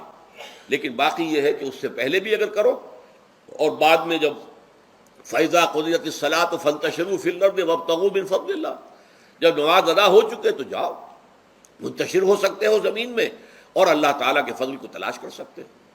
تو اسی طریقے سے اگرچہ حکم روزہ جو ہے وہ تو سابقہ امتوں میں بھی تھا، لیکن یہ اس کے احکام جو ہیں ان کے اندر تغیر و تبدل ہے. کتب علیکم الصیام کما کتب علی الذین من قبلکم لعلکم تتقون، تاکہ تمہارے اندر تقوی پیدا ہو جائے. اب یہ ہے حکمت صوم کی پہلی آیت. تقوی کسے کہتے ہیں؟ بچنا. کس چیز سے بچنا؟ اللہ نے جو چیزیں حرام کی ان سے بچنا، اللہ کے احکام کو توڑنے سے بچنا. دیکھیے یہ لفظ جو ہے اس کا مادہ ہے وا، قاف اور یا. وقا، وقا یقی کے معنی ہے کسی کو بچانا. ہم دعا مانگتے وقنا عذاب النار، اے اللہ ہمیں آگ کے عذاب سے بچا لے.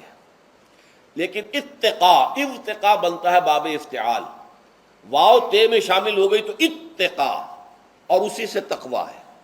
تقوی کے معنی کیا ہے؟ بچنا، خود بچنا. وقا یقی، دوسرے کو بچانا. بچنا اللہ کے احکام کو توڑنے سے، اللہ کی حرام کردہ چیزوں میں ملوث ہونے سے، اللہ کے غضب سے، غصے سے، اللہ کی ناراضگی سے، اور آخرت میں اللہ کے عذاب سے. یہ بچنے کی روش ہے. پوری زندگی میں بھی اس کو جاری رکھو. یہ تقوی زندگی میں کیا ہوگا؟ اللہ کے احکام کو توڑنے سے بچنا، اللہ کی حرام کردہ چیزوں میں ملوث ہو جانا، ان کا استعمال کرنا، کھانے پینے سے متعلق ہوں یا وہ شہوت سے متعلق ہو یا کسی اور چیز سے متعلق ہو، اس سے بچنا. اور یہ بچنا جو ہے آخرت میں نتیجہ خیز ہوگا، جہنم سے بچاؤ ہو جائے گا، آگ کے عذاب سے نجات مل جائے گی. اچھا روزے کا اس سے تعلق کیا ہے یہ سمجھ لیجئے. دیکھیے ہمارے گناہوں کا سب سے بڑا سبب ہمارے نفسانی تقاضے ہیں.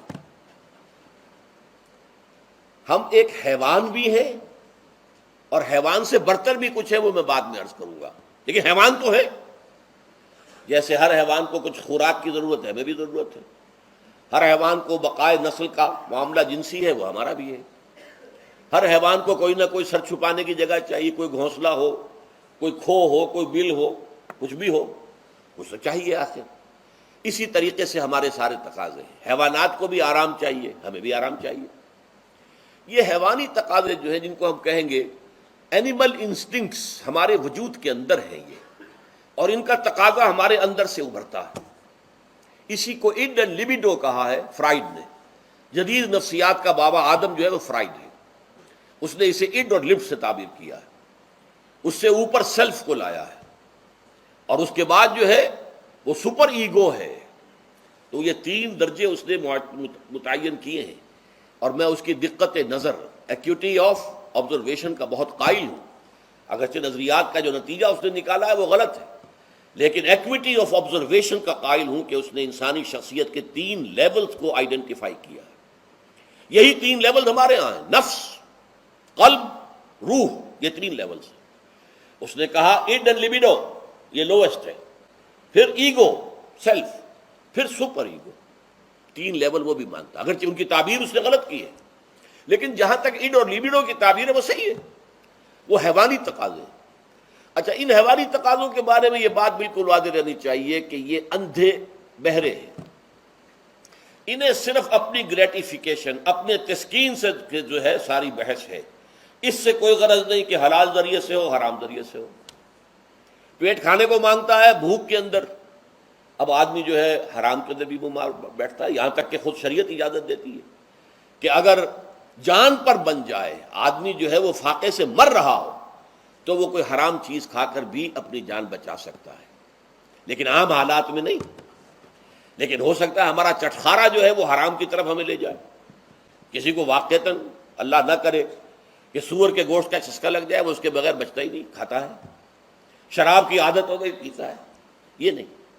تو ہمارا پیٹ مانگتا ہے، اور اسے اس سے غرض نہیں کہ حلال سے کھایا ہے یا حرام سے کھایا ہے.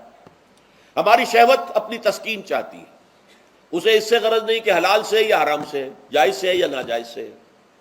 اسی طریقے سے ہمارے تمام تقاضے جو حیوانی ہیں، ایک تو یہ کہ بہت زوردار ہیں، اور چونکہ وہ اندھے بہرے ہیں، لہذا جو قرآن میں کہا گیا ان النفس لامارۃ بالسوء، یہ نفس تو بدی کا حکم دیتا ہی ہے۔ یہ گویا کہ اس کے اندر رجحان جو ہے انہیرنٹ ہے کہ وہ بدی کی طرف انسان کو ترغیب دلاتا ہے، چاہے وہ اپنی ضروریات سے متعلق ہو، چاہے چٹخاروں سے متعلق ہو، چاہے جو بھی لذت اسے درکار ہے اس سے متعلق ہو، چاہے وہ جنسی لذت ہے اور چاہے وہ طعام کی، یعنی جسے ہم کہتے ہیں کہ انسان جو ہے وہ اپنے پیٹ اور فرج کا غلام بن کر رہ جائے، اس لیے کہ جو تقاضا بھی آیا ہے اس کو وہ پورا کر رہا ہے۔ یہ جو کیفیت انسان کی ہے، اس کے لیے ایک مشق جو ہے وہ روزہ فراہم کرتا ہے۔ روزے کے آپ نے 12، 13، 14 گھنٹے کا بھی روزہ ہوتا ہے، بعض جگہوں پر 16، 17 گھنٹے کا روزہ ہوتا ہے۔ اس عرصے میں آپ اپنے نفس کو حلال چیزوں سے بھی روکے رکھتے ہیں۔ اس منہ زور گھوڑے کو جو ہے آپ اس کی لگام کس کر رکھتے ہیں کہ حلال بھی نہیں کھانے دے رہے۔ بھوک لگی ہوئی ہے، کھانا بہترین موجود ہے، نہیں کھا سکتے، اللہ کا حکم نہیں ہے، اللہ کی اجازت نہیں۔ شدید پیاس ہے، بہترین مشروبات فریج میں رکھی ہوئی ہے، نہیں کھا سکتے، نہیں پی سکتے، جائز نہیں ہے، حالانکہ حلال ہے، حرام نہیں ہے۔ بیوی موجود ہے، یا جیسے کہ لونڈیوں کا معاملہ ہوتا تھا، لونڈی موجود ہے، لیکن نہیں، آپ اپنی شہوت جو ہے وہ اس سے پوری نہیں کر سکتے۔ یہ پابندیاں نفس کے اوپر لگانا، یہ ایک مشق ہے، یہ ایک ریاضت ہے۔ اس ریاضت کا حاصل یہ ہونا چاہیے کہ انسان بقیہ 11 مہینوں میں اپنے آپ کو حرام سے تو بچائے نا۔ یہاں وہ حلال سے رکا ہوا ہے اللہ کے حکم سے، کہ حلال چیز بھی نہیں کھا رہا، دن بھر نہیں پی رہا، دن بھر نہیں اپنی کوئی شہوت پوری کر رہا، دن بھر حلال ذرائع سے بھی، تو اس سے اس کے اندر یہ ایک، اس کو ہم کہیں گے سیلف کنٹرول پیدا ہو جائے، اپنے نفس کو قابو میں کر لے۔ یہ گویا کہ اس کا سب سے پہلا، اس روزے کی ریاضت، روزے کی مشق کے حوالے سے یہ اس کی حکمت ہوئی کہ اس سے کے ذریعے سے انسان میں سیلف کنٹرول پیدا ہو رہا ہے، ضبط نفس۔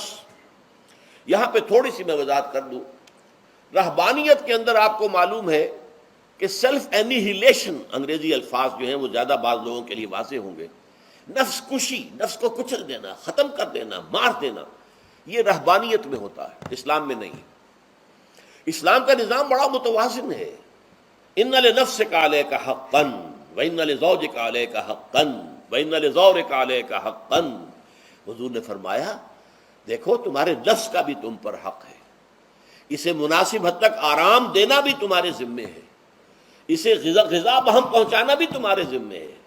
فرق صرف کیا ہے، حلال سے ہو حرام سے نہ ہو۔ اس کی شہوت کو پورا کرنا بھی تمہارے ذمے ہے، فرق صرف کیا ہے، جائز راستے سے ہو حرام سے نہ ہو۔ اس کا نام ضبط نفس ہے، سیلف اینیہیلیشن، نفس کو کچل دینا۔ یہ جو تپسیاں جو ہیں ہندو سادھو کرتے رہے ہیں، اور جو سب سے زیادہ معاملہ جو ہے وہ جو راہب ہوتے تھے حضرت مسیح علیہ السلام کے پیروکاروں میں، انہوں نے تاریخ کے اندر جو مثالیں دی ہیں اس کا جو ہے اندازہ کرنا مشکل ہو جاتا ہے کہ کس درجے وہ لوگ اپنے نفس کو کچل دیتے تھے، جس کا قرآن مجید میں سورہ حدید میں ذکر بھی ہے۔ اکثر لوگ تو پابندی نہیں کر سکتے تھے، اپنے اوپر پابندیاں لگانے کے بعد غلط راستوں پر بھی چل پڑتے تھے، لیکن جو لوگ ان پابندیوں کو نبھاتے تھے وہ کس انتہا تک جاتے تھے۔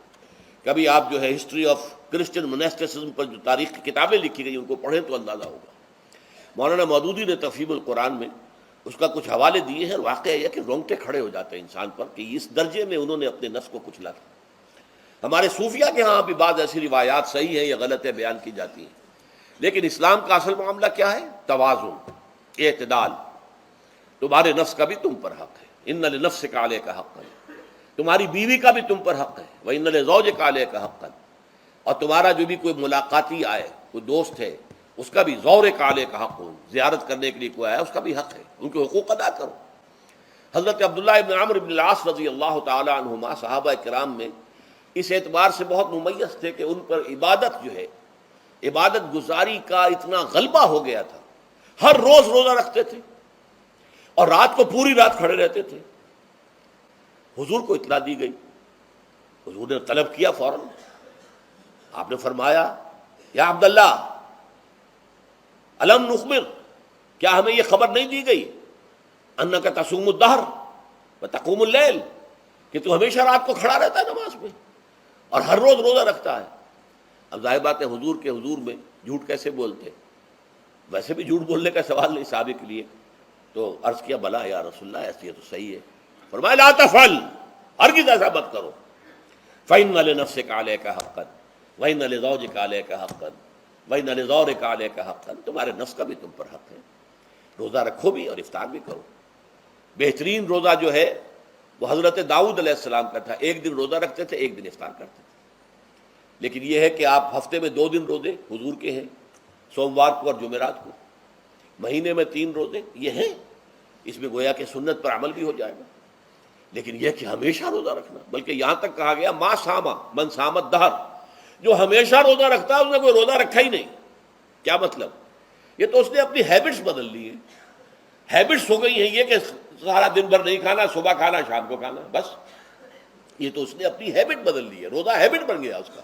ما صام من صام الدہر، جس نے ہمیشہ روزہ رکھا اس نے کوئی روزہ رکھا ہی نہیں۔ اس لیے کہ روزہ تو در حقیقت اس شخص پر شاخ گزرتا ہے جس کو عادت ہے دن میں کھانا کھانے کی، اس کو دن کے اندر 3 کھانے کھانے کی عادت ہے، تبھی تو وہ شاخ گزرے گا۔ اگر وہ عادت ہی آپ نے بدل لی ہے تو ظاہر بات ہے کہ پھر روزے کی جو برکت ہے وہ تو ظاہر نہیں ہوگی۔ تو بہرحال اس اعتبار سے غور کیجئے کہ یہ پہلا حکم جو ہے روزے کا، لعلکم تتقون، تاکہ تمہارے اندر تقوی پیدا ہو جائے، اپنے نفس پر کنٹرول پیدا ہو جائے۔ اس کو یوں سمجھیے کہ یہ ایک بڑا منہ زور گھوڑا ہے، ہمارا جو نفس ہے، ہمارا جو جسم ہے، حیوانی نظام، اس پر ہماری خودی یا ہماری انا یا ہماری ایگو یا ہمارا سیلف، یہ اس پر حکمران ہے، اس کا گھوڑے کا سوار ہے۔ اب اگر گھوڑا منہ زور ہے اور سوار کے قابو میں نہیں ہے تو کیا نتیجہ نکلے گا؟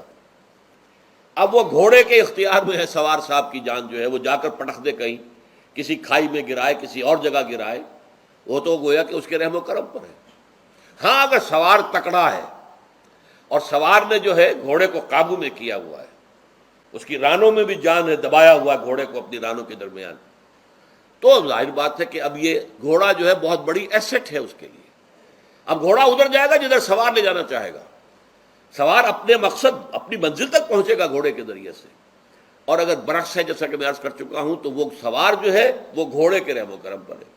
یہی معاملہ ہے، ہماری خودی یا ہماری انا یا ہمارا ایگو، یہ در حقیقت یہ راکب ہے، اور ہمارا وجود حیوانی یہ مرکب ہے، یہ گھوڑا ہے۔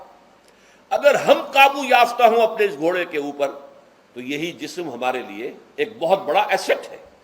ہاتھوں سے نیکی کمائیں گے، پاؤں سے نیکی کمائیں گے، آنکھوں سے نیکی کمائیں گے، کانوں سے نیکی کمائیں گے، یہ ساری نیکیاں کمانے کا ذریعہ بن جائے گا۔ تلاوت قرآن سن رہے ہیں تو کانوں کی نیکی ہو رہی ہے، قرآن دیکھ کر پڑھ رہے ہیں تو آنکھوں کی نیکی ہو رہی ہے۔ یہ سارے ہمارے اعصاب، ہمارے تمام اعضاء و جوارح نیکی کا ذریعہ ہے۔ لیکن اگر کہیں یہ ہمارا نفس امارہ، ایڈ اور لیبیڈو ہم پر قابو پا لے تو پھر ہم اس کے رحم و کرم پر ہیں، پھر وہ ہمیں جس کھائی میں چاہے گا گرا دے گا۔ تو اس اعتبار سے روزہ مجرد، ابھی روزے کی بات ہو رہی ہے، وہ روزہ خاص طور پر کہ جس کا حکم پہلے دیا گیا تھا، ایام معدودات، اس کے بارے میں اس کی حکمت، مجرد روزے کی حکمت کیا ہے؟ ضبط نفس۔ اسی ضبط نفس کا دوسرا نام تقویٰ ہے۔ آپ اپنے نفس پر قابو یافتہ ہیں اور پھر اللہ کے سامنے جھک رہے ہیں، یہ ہوئی نا اصل بات۔ آپ اللہ کے سامنے تو جھک رہے ہیں، اے اللہ میں تیری ہی بندگی کرتا ہوں اور کروں گا، نفس پر قابو ہے ہی نہیں، تو آپ کا یہ کہنا مہمل ہو جائے گا، نفس کا تقاضا ابھرے گا اور آپ اس کے آگے ہاتھ جوڑ کر کھڑے ہو جائیں گے، تو گویا کہ جو آپ نے کہا تھا ایاک نعبد و ایاک نستعین، اس کی پیروی کرنا، اس کو پورا کرنا، اس کا تقاضا بجا لانا آسان کام نہیں ہے۔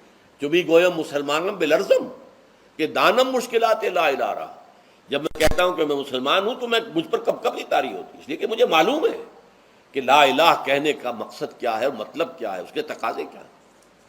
تو روزہ مجرد روزے کی غرض و غایت تقویٰ یا ضبط نفس، یعنی سیلف کنٹرول، اور اس سیلف کنٹرول کے ساتھ اپنے پورے وجود کو اللہ کے سامنے جھکا دینا، یہ عبادت ہے۔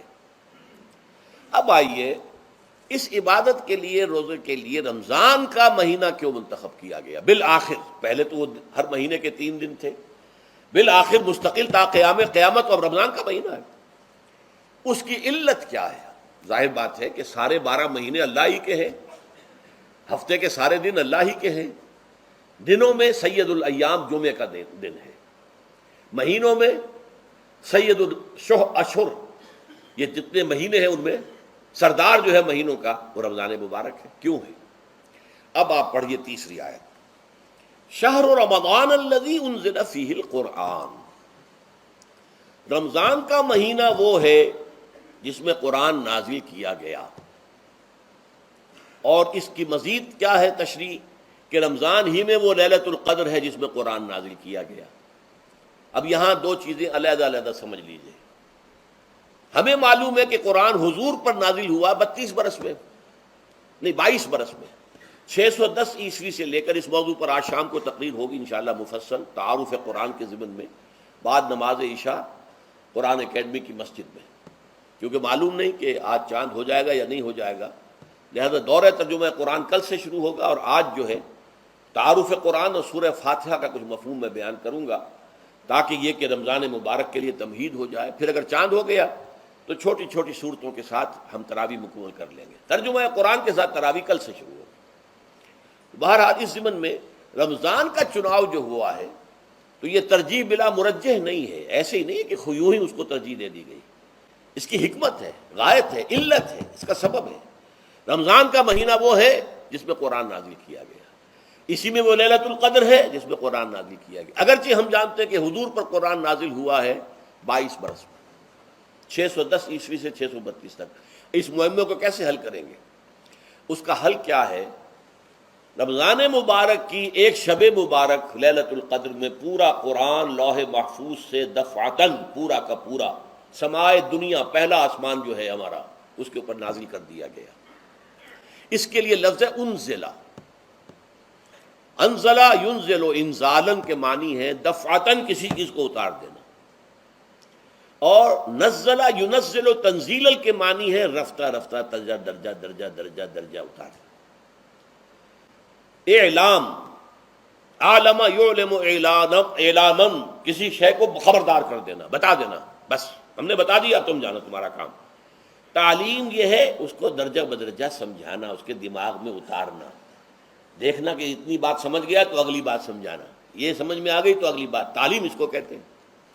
تو انزال دفعتاً اتار دینا، تنزیل رفتہ رفتہ تدریجاً تھوڑا تھوڑا کر کے اتارنا۔ تو حضور پر تنزیل ہوئی ہے، فَإِنَّهُ نَزَّلَهُ عَلَىٰ قَلْبِكَ، جبرائیل نے اس قرآن کو تھوڑا تھوڑا تھوڑا تھوڑا کر کے، نزلناہ تنزیلا، رتلناہ ترتیلا، ہم نے تھوڑا تھوڑا کر کے اتارا۔ لیکن لیلۃ القدر میں جو ماہ رمضان مبارک کی شب ہے آخری عشرے کی، اس میں پورا قرآن اتار دیا گیا تھا لوح محفوظ سے سمائے دنیا تک۔ شہر رمضان الذی انزل فیہ القرآن ھدی للناس وبینات من الہدی والفرقان، یہ قرآن کیا ہے، کیا بنا کر نازل کیا گیا؟ یہ حال ہے، یہ لوگوں کے لیے، پوری نوع انسانی کے لیے ہدایت ہے، اور یہ ہدایت بینات کی شکل میں آئی، واضح تعلیمات جن میں کوئی شک و شبہ کی گنجائش نہیں، از خود روشن۔ بینہ اسے کہتے ہیں وہ شے جو از خود روشن ہو، جس کو ہم کہتے ہیں کہ آفتاب آمد، دلیل آفتاب، جب سورج طلوع ہو گیا تو اپنے وجود پر وہ خود دلیل ہے، اسے کسی اور دلیل سے ثابت کرنے کی ضرورت نہیں ہے، از خود واضح۔ تو بینات من الہدی، جو قرآن کی بنیادی ہدایت ہے وہ بینات پر مشتمل ہے، واضح چیزیں جو انسان کے لیے، اس کی فطرت کے لیے جانی پہچانی چیزیں ہیں، یہ کوئی باہر کی چیز نہیں آ رہی ہے، اس کے قلب کی گہرائیوں کے اندر یہ سب کچھ موجود ہے، اور اس کی گواہی اس کے قلب کی گہرائیوں سے نکلتی ہے کہ ہاں دیکھنا تقریر کی لذت کے جو اس نے کہا، میں نے یہ جانا کہ گویا یہی میرے دل میں ہے، اس نے تو میرے اپنی فطرت کی ترجمانی کی ہے۔ والفرقان، بینات من الہدی والفرقان، یہ بینات کا اطلاق فرقان پر بھی ہو رہا ہے، حق و باطل کے اندر فرق کر دینے والی شے۔ بین صورت میں یہ حق ہے، یہ باطل ہے، یہ جائز ہے، یہ ناجائز ہے، یہ غلط ہے، یہ صحیح ہے۔ یہ ہے قرآن مجید کی عظمت کا بیان۔ ویسے تو عظمت قرآن مجید کے اندر بہت سے مقامات پر آئی ہے، اور بڑے ہی پرشکو انداز میں بھی آئی ہے، لیکن یہ اس وقت موقع نہیں ہے اس میں جانے کا۔ یہاں جو قرآن کا تعارف کرایا گیا، ھدی للناس وبینات من الہدی والفرقان، اور یہ رمضان میں نازل کیا گیا، لہذا رمضان کا مہینہ جو ہے اس عبادت کے لیے خاص اور مختص کر لیا گیا۔ فمن شہد منکم الشہر فلیصم، تو جو کوئی بھی تم میں سے اس مہینے کو پائے یا اس میں مقیم ہو وہ لازماً روزہ رکھے۔ میں بیان کر چکا ہوں یہ وجوب علی العین ہے، اس کے اندر اب اختیار نہیں ہے، لیکن یہ کہ اگر من کان منکم مریضا او علی سفر فعدۃ من ایام اخر۔ اب دیکھیے یہ جو رمضان مبارک کو منتخب کیا گیا جو نزول قرآن کا مہینہ ہے، تو اس میں ایک دوہرا پروگرام رکھ دیا گیا ہے جو قرآن مجید میں تو واضح طور پر نہیں کہا گیا، اس لیے کہ اگر قرآن میں اس طور سے آ جاتا تو فرض ہو جاتا، اسے تتبعاً رکھا گیا ہے، لہذا اس کا ذکر قرآن میں نہیں ملے گا۔ موجود ہے کہ جب اس مہینے کو چنا ہی اس لیے گیا ہے کہ یہ نزول قرآن کا مہینہ ہے، لہذا اس کے لیے جو ہم نے پڑھا تھا وہ خطبہ، وہ اس کو پلٹ لیجئے۔ جعل اللہ صیامہ فریضۃ وقیام لیلہ تطوعا، اللہ نے اس مہینے کا روزہ رکھنا تو فرض قرار دے دیا ہے، اور اس کا قیام اللیل، راتوں کو کھڑے رہنا، یہ مرضی پر چھوڑ دیا ہے، جو کر سکے، جو بھی ہمت کرے۔ ترغیب و تشویق ہے۔ اب دیکھیے ترغیب و تشویق کے لیے دوسری حدیث جو یہاں پر ہے، عن ابی ہریرہ رضی اللہ عنہ قال، حضرت ابو ہریرہ سے مروی ہے رضی اللہ عنہ کہ انہوں نے فرمایا، قال رسول اللہ صلی اللہ علیہ وسلم، کہ اللہ کے رسول نے فرمایا صلی اللہ علیہ وسلم، من صام رمضان ایمانا و احتسابا غفر له ما تقدم من ذنبه، جس نے رمضان میں روزے رکھے ایمان کے ساتھ، یقین کے ساتھ، اور احتساب، اللہ سے اس کے اجر کی امید میں، غفر له ما تقدم من ذنبه، اس کے پچھلے تمام گناہ معاف ہو جاتے ہیں۔ یہ نوٹ کیجئے کہ اس سے مراد گناہ کبیرہ نہیں ہے، گناہ صغیرہ ہے۔ گناہ کبیرہ کے لیے توبہ شرط ہے، گناہ صغیرہ جو ہے وہ ان چیزوں سے دھل جاتے ہیں۔ لیکن اب دیکھیے، ومن قام رمضان ایمانا و احتسابا، اور جو کوئی کھڑا رہا رمضان میں، یعنی قیام اللیل، ایمان اور احتساب کے ساتھ، غفر له ما تقدم من ذنبه۔ اب تیسری بات، ومن قام لیلۃ القدر ایمانا و احتسابا، اور جو کھڑا رہا قیام اللیل جس نے کیا ہے لیلۃ القدر میں ایمان اور احتساب کے ساتھ، غفر له ما تقدم من ذنبه، متفق علیہ۔ یہ حدیث بخاری اور مسلم دونوں کی ہے۔ اب یہاں جو بات میں چاہتا ہوں کہ آپ پر واضح ہو جائے، اس حدیث میں دونوں چیزوں کو پیرلل لایا گیا، من قام رمضان، من صام رمضان، پیرلل، بالکل متوازی، ہم وزن اعتبار سے۔ من صام رمضان ایمانا و احتسابا غفر له ما تقدم من ذنبه، من قام رمضان ایمانا و احتسابا غفر له ما تقدم من ذنبه۔ اب سوال پیدا ہوتا ہے قیام اللیل سے مراد کیا ہے؟ یہاں پہ میں تراویح کی کا جو پس منظر ہے وہ بیان کر دینا چاہتا ہوں۔ دیکھیے، جیسا کہ ہم نے خطبے میں بھی دیکھ لیا، اللہ نے قیام اللیل جو ہے اسے فرض نہیں ٹھہرایا، تطوعا۔ قرآن مجید میں بھی اس کا کوئی ذکر نہیں، احادیث میں اس کی تشویق و ترغیب پوری موجود ہے۔ ایک اور حدیث بھی ہم بعد میں پڑھیں گے اس پر۔ اس کا پس منظر کیا تھا کہ اس کو چھوڑ دیا گیا۔ اب ظاہر بات ہے مسلمانوں میں کمزور بھی ہیں، مسلمانوں میں وہ مزدوری کرنے والے بھی ہیں، روزہ تو فرض ہے ان پر، چاہے مئی کا مہینہ ہے اور گندم کاٹنی ہے، روزہ تو پھر بھی رکھنا ہوگا، یہ سب کچھ ہے۔ لیکن یہ کہ رات کو پھر کھڑے رہنا ان کے لیے، جاگنا ممکن نہیں، لہذا ان کے اوپر یہ چیز فرض نہیں۔ حضور نے تراویح کی نماز یا قیام اللیل نہ اسے فرض قرار دیا، نہ اس کے باجماعت کوئی اہتمام کیا مستقل۔ صرف 3 راتیں آپ نے جماعت کروائی ہے، اس میں 8 رکعتیں آپ نے پڑھی ہیں، کہ جو آپ کا معمول تھا تہجد کا وہ پڑھی، اور تہجد کے وقت ہی جماعت کرائی ہے۔ یہ ہے وہ حدیث۔ اس کے علاوہ کسی نماز تراویح جو ہے جو ہم پڑھتے ہیں 20 رکعتیں عشاء کے ساتھ متصل، اس کا کوئی ذکر نہ دور نبوی میں ہے نہ دور صدیق اکبر میں ہے۔ یہ دور حضرت عمر کی خلافت میں ہوا ہے، اور ہم نہیں کہہ سکتے کتنے سال کے بعد ہوا ہے۔ حضرت عمر رضی اللہ تعالیٰ عنہ کی خلافت کا دور جو ہے وہ تو 10 برس ہے، ہو سکتا ہے 5 برس کے بعد ہوا ہو، 6 برس کے بعد ہوا ہو، 12 ہوا ہے ان کے عہد میں۔ حضرت عمر ایک مرتبہ مسجد میں داخل ہوئے، مسجد نبوی میں، تو دیکھا کہ کچھ لوگ 8 10 12 جو ہیں وہ ایک جو ہے حافظ کے پیچھے کھڑے ہوئے اور قرآن سن رہے ہیں، کچھ دوسرے کونے میں کھڑے ہیں، کچھ کہیں اور کھڑے ہیں، مختلف جماعتیں ہو رہی ہیں۔ تو انہوں نے سوچا کہ کیوں نہ ان سب کو ایک امام کے پیچھے جمع کر دیا جائے، اور اس کے لیے لوگوں کی سہولت کے لیے عشاء کے ساتھ متصل رکھ دیا جائے، اس لیے کہ تہجد کے وقت اٹھنا جو ہے وہ تو ہر کس و ناقص کا کام نہیں ہے، کہ عشاء کے بعد اگر تھوڑا سا اضافی وقت ہو صرف تو یہ ہر شخص کر لے گا، مزدور بھی کر لے گا۔ لہذا آپ نے یہ نظام تجویز فرمایا کہ عشاء کے متصلاً بعد 20 رکعت نماز پڑھی جائے اور ایک امام کے پیچھے پڑھی جائے۔ یہ گویا کہ اجتہاد ہے حضرت عمر رضی اللہ تعالی عنہ، اس کو آپ نے خود بدعت بھی قرار دیا ہے، لیکن بدعت حسنہ۔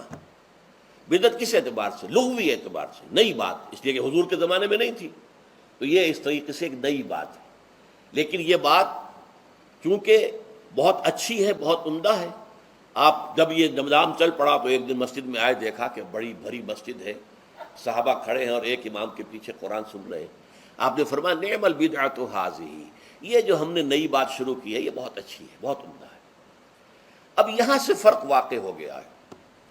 ایک تو اہل تشیع جو ہے وہ تو ویسے ہی حضرت عمر سے بہت دشمنی رکھتے ہیں، عناد رکھتے ہیں، تو حضرت عمر کے اجتہادات سے انہیں نفرت ہے، انہیں دوری ہے، چاہے وہ کوئی سا بھی حضرت عمر کا اجتہاد ہو۔ ہمارے ہاں اہل حدیث حضرات بھی در حقیقت حضرت عمر یا کسی اور خلیفہ راشد کے فعل کو وہ سمجھتے ہیں کہ یہ ایگزیکٹو آرڈرز ہیں، یہ ہمیشہ کے لیے نہیں ہے۔ حضرت عمر نے اپنے دور میں ایک نظام قائم کیا، ان کے دور کے لیے ٹھیک تھا، یہ ہمیشہ کے لیے نہیں۔ ہمیشہ کے لیے وہ 8 ہی رکعتوں کے قائل ہیں، وہ تہجد والے، لیکن اس میں بہرحال انہوں نے بھی خود یہ اضافہ کیا ہے کہ وہ 8 رکعتیں وہ عشاء کے ساتھ متصل پڑھتے ہیں، تہجد کے وقت تو نہیں پڑھتے۔ اور حضور نے تو صرف 3 روز جو ہے وہ کرائی تھی جماعت، وہ لوگ 30 دن یا 29 دن پڑھ رہے ہیں، تو اضافہ تو انہوں نے بھی کر دیا، اس نظام میں تبدیلی تو ہو گئی۔ لیکن اہل سنت جو کہلاتے ہیں، ہمارے جو 4 جو ہیں، جو ہمارے مسلک ہیں، حنفی، مالکی، شافعی، حنبلی، ان کا اتفاق ہے اس پر حضرت عمر کا، کیونکہ ان کے سامنے اصول یہ ہے کہ حضور نے فرمایا علیکم بسنتی وسنت الخلفاء الراشدین المہدیین، تم پر لازم ہے کہ میری سنت کو پکڑو مضبوطی کے ساتھ، اور میرے خلفاء راشدین مہدیین جو ہیں ان کی سنت کو پکڑو۔ اس اصول سے یہ چاروں فقہیں جو ہیں حضرت عمر کے اجتہادات جو ہیں ان کو بھی پابندی سمجھتے ہیں کہ تمام عمر کے لیے، قیامت تک کے لیے امت مسلمہ پر ان کی پیروی لازم ہے، لہذا اس میں اجماع ہے۔ اور یہاں تک کہ یہ سب سے آخری جو اس میں مسلک پیدا ہوا ہے زمانی اعتبار سے، سب سے پہلے مسلک جو ہے حنفی پیدا ہوا ہے، پھر مالکی پیدا ہوا ہے، پھر شافعی پیدا ہوا ہے، اور پھر حنبلی آخری ہے۔ اور امام احمد ابن حنبل بہت بڑے محدث بھی ہیں، مسند احمد ابن حنبل جو ہے وہ بہت بڑی کتاب ہے، بہت اہم کتاب ہے، جامع کتاب ہے۔ تو ان کے ہاں بھی 20 رکعتیں ہیں، چنانچہ حرمین شریفین میں، سعودی عرب میں، مکے اور مدینہ منورہ میں جو نماز تراویح ہوتی ہے اس کی 20 رکعتیں ہیں، لیکن اہل حدیث حضرات جو ہیں وہ اس 8 کے اوپر اکتفا کرتے ہیں۔ بہرحال یہ ایک اختلاف ہے جو میں نے اس کا پس منظر بیان کر دیا، لیکن اس 20 رکعت نماز سے ادا کرنے سے، جو کہ زیادہ سے زیادہ 50 منٹ یا 1 گھنٹہ لگتا ہے، اس سے وہ قیام اللیل کا حق ادا نہیں ہوتا۔ قیام اللیل کا تو کچھ اور ہی تقاضا ہے۔ قیام کسے کہتے ہیں؟ یہ سورہ مزمل سے واضح ہوتا ہے، یا ایھا المزمل قم اللیل الا قلیلا نصفہ او انقص منہ قلیلا او زد علیہ ورتل القرآن ترتیلا۔ آدھی رات یا آدھی رات سے کچھ کم، یعنی تہائی رات، یا آدھی رات سے کچھ زائد، 2 تہائی رات، یہ ہے قیام اللیل۔ چنانچہ سورہ مزمل ہی کی آخری آیت جو دوسرا رکوع مشتمل ہے جس پر، اس میں صاف کہہ دیا گیا ان ربک یعلم انک تقوم ادنی من ثلثی اللیل ونصفہ وثلثہ وطائفۃ من الذین معک۔ اے اللہ کے نبی، اللہ خوب واقف ہے کہ آپ بھی اور آپ کے ساتھ ایک جماعت بھی رات کو کھڑی رہتی ہے، 2 تہائی رات یا آدھی رات یا 1 تہائی رات۔ تو یہ سارا معاملہ جو ہے قیام اللیل کا، گویا کہ کم سے کم 1 تہائی رات پر اس کا اطلاق ہو سکے گا، یہ نہیں کہ 1 گھنٹے۔ اب اس کے ضمن میں دیکھیے حدیث پڑھیے، تیسری حدیث ہے ان عبداللہ ابن عمرو ابن العاص رضی اللہ تعالی عنہ۔ یہ وہی عبداللہ ابن عمرو ہے جن کی میں نے آپ کو حدیث پہلے سنائی ہے۔ یہ ساری رات کھڑے رہتے تھے پوری رات اور ہر روز روزہ رکھتے تھے، جس پر حضور نے منع کیا، لا تفعل، مت کرو ایسا۔ رضی اللہ عنہما، یہ خود بھی صحابی ہیں اور ان کے والد عمرو بن العاص بھی صحابی ہیں۔ ان رسول اللہ صلی اللہ علیہ وسلم قال، کہ اللہ کے رسول صلی اللہ علیہ وسلم نے فرمایا، الصیام والقرآن یشفعان للعبد، روزہ اور قرآن بندے کے حق میں شفاعت کریں گے۔ یقول الصیام، روزہ یہ عرض کرے گا اللہ کی جناب میں، اے رب پروردگار، انی منعتہ الطعام والشہوات بالنہار، میں نے تیرے اس بندے کو دن کے دوران کھانے پینے سے اور اپنی شہوت کا تقاضا پورا کرنے سے روکے رکھا، یہ میری وجہ سے روکا رہا، تو میری شفاعت اس کے حق میں قبول فرما، فشفعنی فیہ، میری شفاعت اس کے حق میں قبول فرما۔ ویقول القرآن، قرآن کیا کہے گا، منعتہ النوم باللیل، میں نے اسے رات کے وقت سونے سے، نیند سے روکے رکھا، فشفعنی فیہ، تو اس کے حق میں میری شفاعت قبول فرما۔ حضور فرماتے ہیں فیشفعان، ان دونوں کی شفاعت قبول کی جائے گی۔ یہ ہے قیام اللیل۔ یہ قیام اللیل صرف تراویح کی نماز سے جو پڑھ لی جاتی ہے، اور ہمارے ہاں تو یہ ہے، وہاں کم سے کم یہ تو تھا، صحابہ کرام کھڑے ہوتے تھے تو جو قاری پڑھ رہا ہوتا تھا وہ ان کے دل میں اترتا جاتا تھا، اس کا مضمون اور مفہوم جو ہے ان کو معلوم ہے، لہذا وہ اس کی زبان سے نکلا ہوا ہر لفظ ان کے قلب کی گہرائیوں تک اتر رہا ہے۔ یہاں تو یہ ہے پیرٹ لائک حافظ ہے، اسے خود پتہ نہیں میں کیا پڑھ رہا ہوں، اکثر حفاظ جو ہیں وہ عالم تو نہیں ہوتے، اور جو سن رہے ہیں انہیں کچھ پتہ نہیں ہم نے کیا سنا ہے، تو ٹھیک ہے، کم سے کم ثواب تو انہیں ملے گا کہ انہوں نے وقت نکالا ہے، 1 گھنٹہ ہی اضافی صحیح، لیکن بہرحال اس کا وقت تو انہوں نے نکالا ہے، محنت کی ہے، کھڑے رہے ہیں، ثواب ملے گا۔ لیکن جو مقصد ہے وہ حاصل نہیں ہوتا۔ اس مقصد کے حصول کے لیے اول تو قیام اللیل کی کم سے کم مدت 1/3۔ اگر کوئی شخص فرض کیجئے کہ اس کے ہاں کوئی اور انتظام نہیں ہے، جیسا کہ ہمارے ہاں ہم نے انتظام کیا ہے، بڑے بڑے شہروں میں دورہ ترجمہ قرآن، اس میں ہمیں 5 گھنٹے لگ جاتے ہیں، نصف شب کے قریب جو ہے معاملہ ہو جاتا ہے۔ اس میں کیا ہوتا ہے کہ ہر 4 رکعت سے پہلے جو اس کے اندر پڑھا جانا ہے حصہ قرآن کا، اس کا پہلے ہم مطالعہ کرتے ہیں بیٹھ کر، ترجمہ اور کچھ موٹے موٹے نکات کی جو ہے وضاحت، پھر کھڑے ہو گئے اور قاری صاحب کے پیچھے 4 رکعتوں کے اندر وہ 4 رکوع یا جتنے بھی ہیں پڑھ لی، سن لی، پھر بیٹھ گئے 4 کے بعد پھر اگلی 4 رکعتوں کے اندر جو کچھ پڑھا جانے والا ہے اس کا ترجمہ، اس کی تفہیم ہو گئی، پھر کھڑے ہو گئے، پھر سن لیا۔ اس طریقے سے 5-6 گھنٹے میں تراویح ختم ہوئی، تو تراویح بھی ہو گئی، حضرت عمر کے اجتہاد پر عمل بھی ہو گیا، 20 تراویح ہو گئی، لیکن یہ ہے کہ اس کے ساتھ جو اصل غرض و غایت ہے قیام اللیل کی وہ بھی حاصل ہو گئی۔ یہ ہم نے 17 سال پہلے شروع کیا تھا یا 18 سال پہلے، اور وہ انشاءاللہ اللہ کے فضل و کرم سے اب چل رہا ہے، بڑے بڑے شہروں میں ہو رہا ہے، لاہور میں جن مقامات پر ہو رہا ہے وہ تازہ جو ندائے خلافت ہے اس کے اندر آپ اس کی فہرست دیکھ لیں، کراچی میں تو اس سے غالباً 3 گنا مقامات کے اوپر وہ کام ہو رہا ہے، اور دوسرے شہروں میں بھی ہو رہا ہے۔ تو اس سے در حقیقت وہ غرض و غایت، وہ حکمت جو ہے پوری ہوتی ہے کہ یہ دونوں چیزیں پیرلل ہیں۔ من صام رمضان ایمانا واحتسابا غفر له ما تقدم من ذنبه ومن قام رمضان ایمانا واحتسابا غفر له ما تقدم من ذنبه، تو سیام اور قیام جو ہے ان دونوں کا حق ادا ہو جاتا ہے۔ تو یہ ہے شہر رمضان الذی انزل فیہ القرآن ھدی للناس وبینات من الھدی والفرقان فمن شہد منکم الشہر فلیصم ومن کان مریضا او علی سفر فعدۃ من ایام اخر یرید اللہ بکم اليسر ولا یرید بکم العسر ولتکملوا العدۃ ولتکبروا اللہ علی ما ھداکم ولعلکم تشکرون۔ اب جو آخری لفظ ہے لعلکم تشکرون، اب اس کی وضاحت سمجھیے۔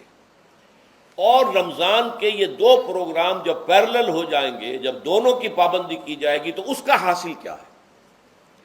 اس بات کو سمجھنے کے لیے سب سے پہلے آپ اس کو سمجھیے کہ جسے ہم خود ہی کہہ رہے تھے، جسے ہم سیلف کہہ رہے تھے، اپنی انا کو مضبوط کرنا، سیلف کنٹرول، ایگو جو ہے وہ پوری طرح قابو یافتہ ہو اڈ اور لیبیڈو پر، اصل میں اسے مراد کیا ہے؟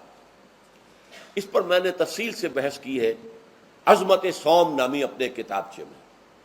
ویسے یہ ہے کہ وہ مشکل ہے، ذرا فلسفیانہ اس کا انداز ہے، لیکن یہ ہے کہ وہی باتیں آسان الفاظ میں، جو دوسرا کتابچہ ہے عظمت سیام و قیام رمضان مبارک، وہ آسان ہے، اگرچہ یہ دونوں بہت ہی محدود تعداد میں ہمارے پاس ہیں، لیکن یہ کہ میں نے ذکر کر دیا، جو حضرات لینا چاہیں وہ لے لیں۔ لیکن یہ ہے کہ اس میں اصل پس منظر کیا ہے؟ دیکھیے، ہمارا جو وجود ہے انسان کا، یہ کمپوزٹ ہے، مرکب ہے۔ ہمارے دو وجود ہیں جو جوڑ دیے گئے ہیں۔ کیسے جوڑ دیے گئے ہم نہیں جانتے، لیکن ہے دو وجود۔ ایک وجود حیوانی ہے، میں نے عرض کیا تھا پہلے ہی، ہر انسان ایک حیوان بھی ہے مکمل، سارے حیوانی تقاضے ہمارے اندر بھی ہیں۔ لیکن حیوان اور انسان میں بنیادی فرق یہ ہے کہ انسان کا جو اصل وجود ہے وہ روحانی ہے۔ اس روحانی وجود کی وجہ سے انسان کا وہ مقام ہوا کہ تمام فرشتوں کو اس کو سجدہ کرنے کا حکم دیا گیا۔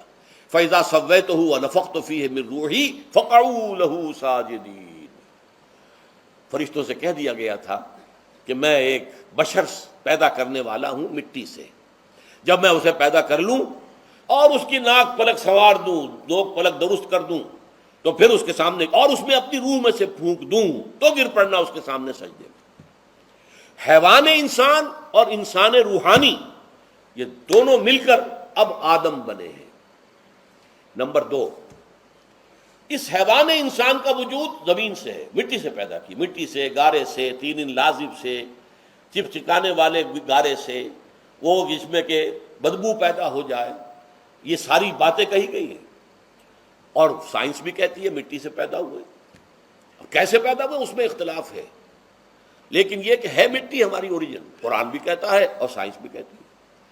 اور ہمارے وجود کو جب وہ تھک جائے، مزمحل ہو جائے، اس کی انرجی کم ہو جائے، تو اس کے لیے جو غذا ہے، جو تقویت ہے، وہ بھی ساری زمین سے آ رہی ہے۔ آپ نے پھل کھائے، آپ نے گندم کھائی، آپ نے چاول کہاں سے آ رہے ہیں؟ اچھا، بکری کا گوشت کھایا تو بکری کا گوشت کس چیز سے بنا ہے؟ اس نے گھاس کھائی ہے، اس نے پتے کھائے ہیں، وہیں سے تو بنا ہے نا۔ الٹیمیٹ سورس آپ کے وجود حیوانی کے لیے جو آ رہی ہے وہ زمین ہے۔ وجود روحانی کو بھی تقویت کی ضرورت ہے، وہ بھی مزمحل ہوتی ہے، کمزور ہو جاتی ہے، خاص طور پر جب کہ وجود حیوانی کا اس پر غلبہ ہو جائے، تب تو یوں سمجھیے کہ وہ بالکل بے ہوش ہو کر موت کے قریب پہنچ جاتی ہے۔ اس کی تقویت، اس کی غذا وہیں سے آئی ہے جہاں سے روح آئی ہے، وہ کلام ربانی ہے، روح ربانی۔ نفخت فیہ من روحی، من روحی، من روحی، میں پھونک دوں اس میں اپنی روح میں سے۔ روح کا تعلق ذات باری تعالیٰ کے ساتھ ہے۔ اسی طرح کلام ربانی کہاں سے آیا ہے؟ اللہ تعالیٰ کے پاس سے آیا ہے، یہ اس کی تقویت کا ذریعہ ہے۔ اب عام حالات میں کیا ہوتا ہے؟ ہمارا یہ وجود حیوانی چھایا ہوا ہے ہمارے وجود کے اوپر، بیچاری روح جو ہے دبی رہتی ہے، پسی رہتی ہے۔ اگر خدا نے خواستہ ہم گناہ گار بھی ہیں، گناہ پر گناہ کا ارتکاب کر رہے ہیں، تو وہ روح جو ہے وہ قلب کے آئینے شیشے کے اندر ہے۔ فیہا مصباح، المصباح فی زجاجہ، الزجاجہ تو کانہا کوکب دری۔ قلب جو ہے شیشے کے مانند ہے جس کے اندر روح کا چراغ جل رہا ہے۔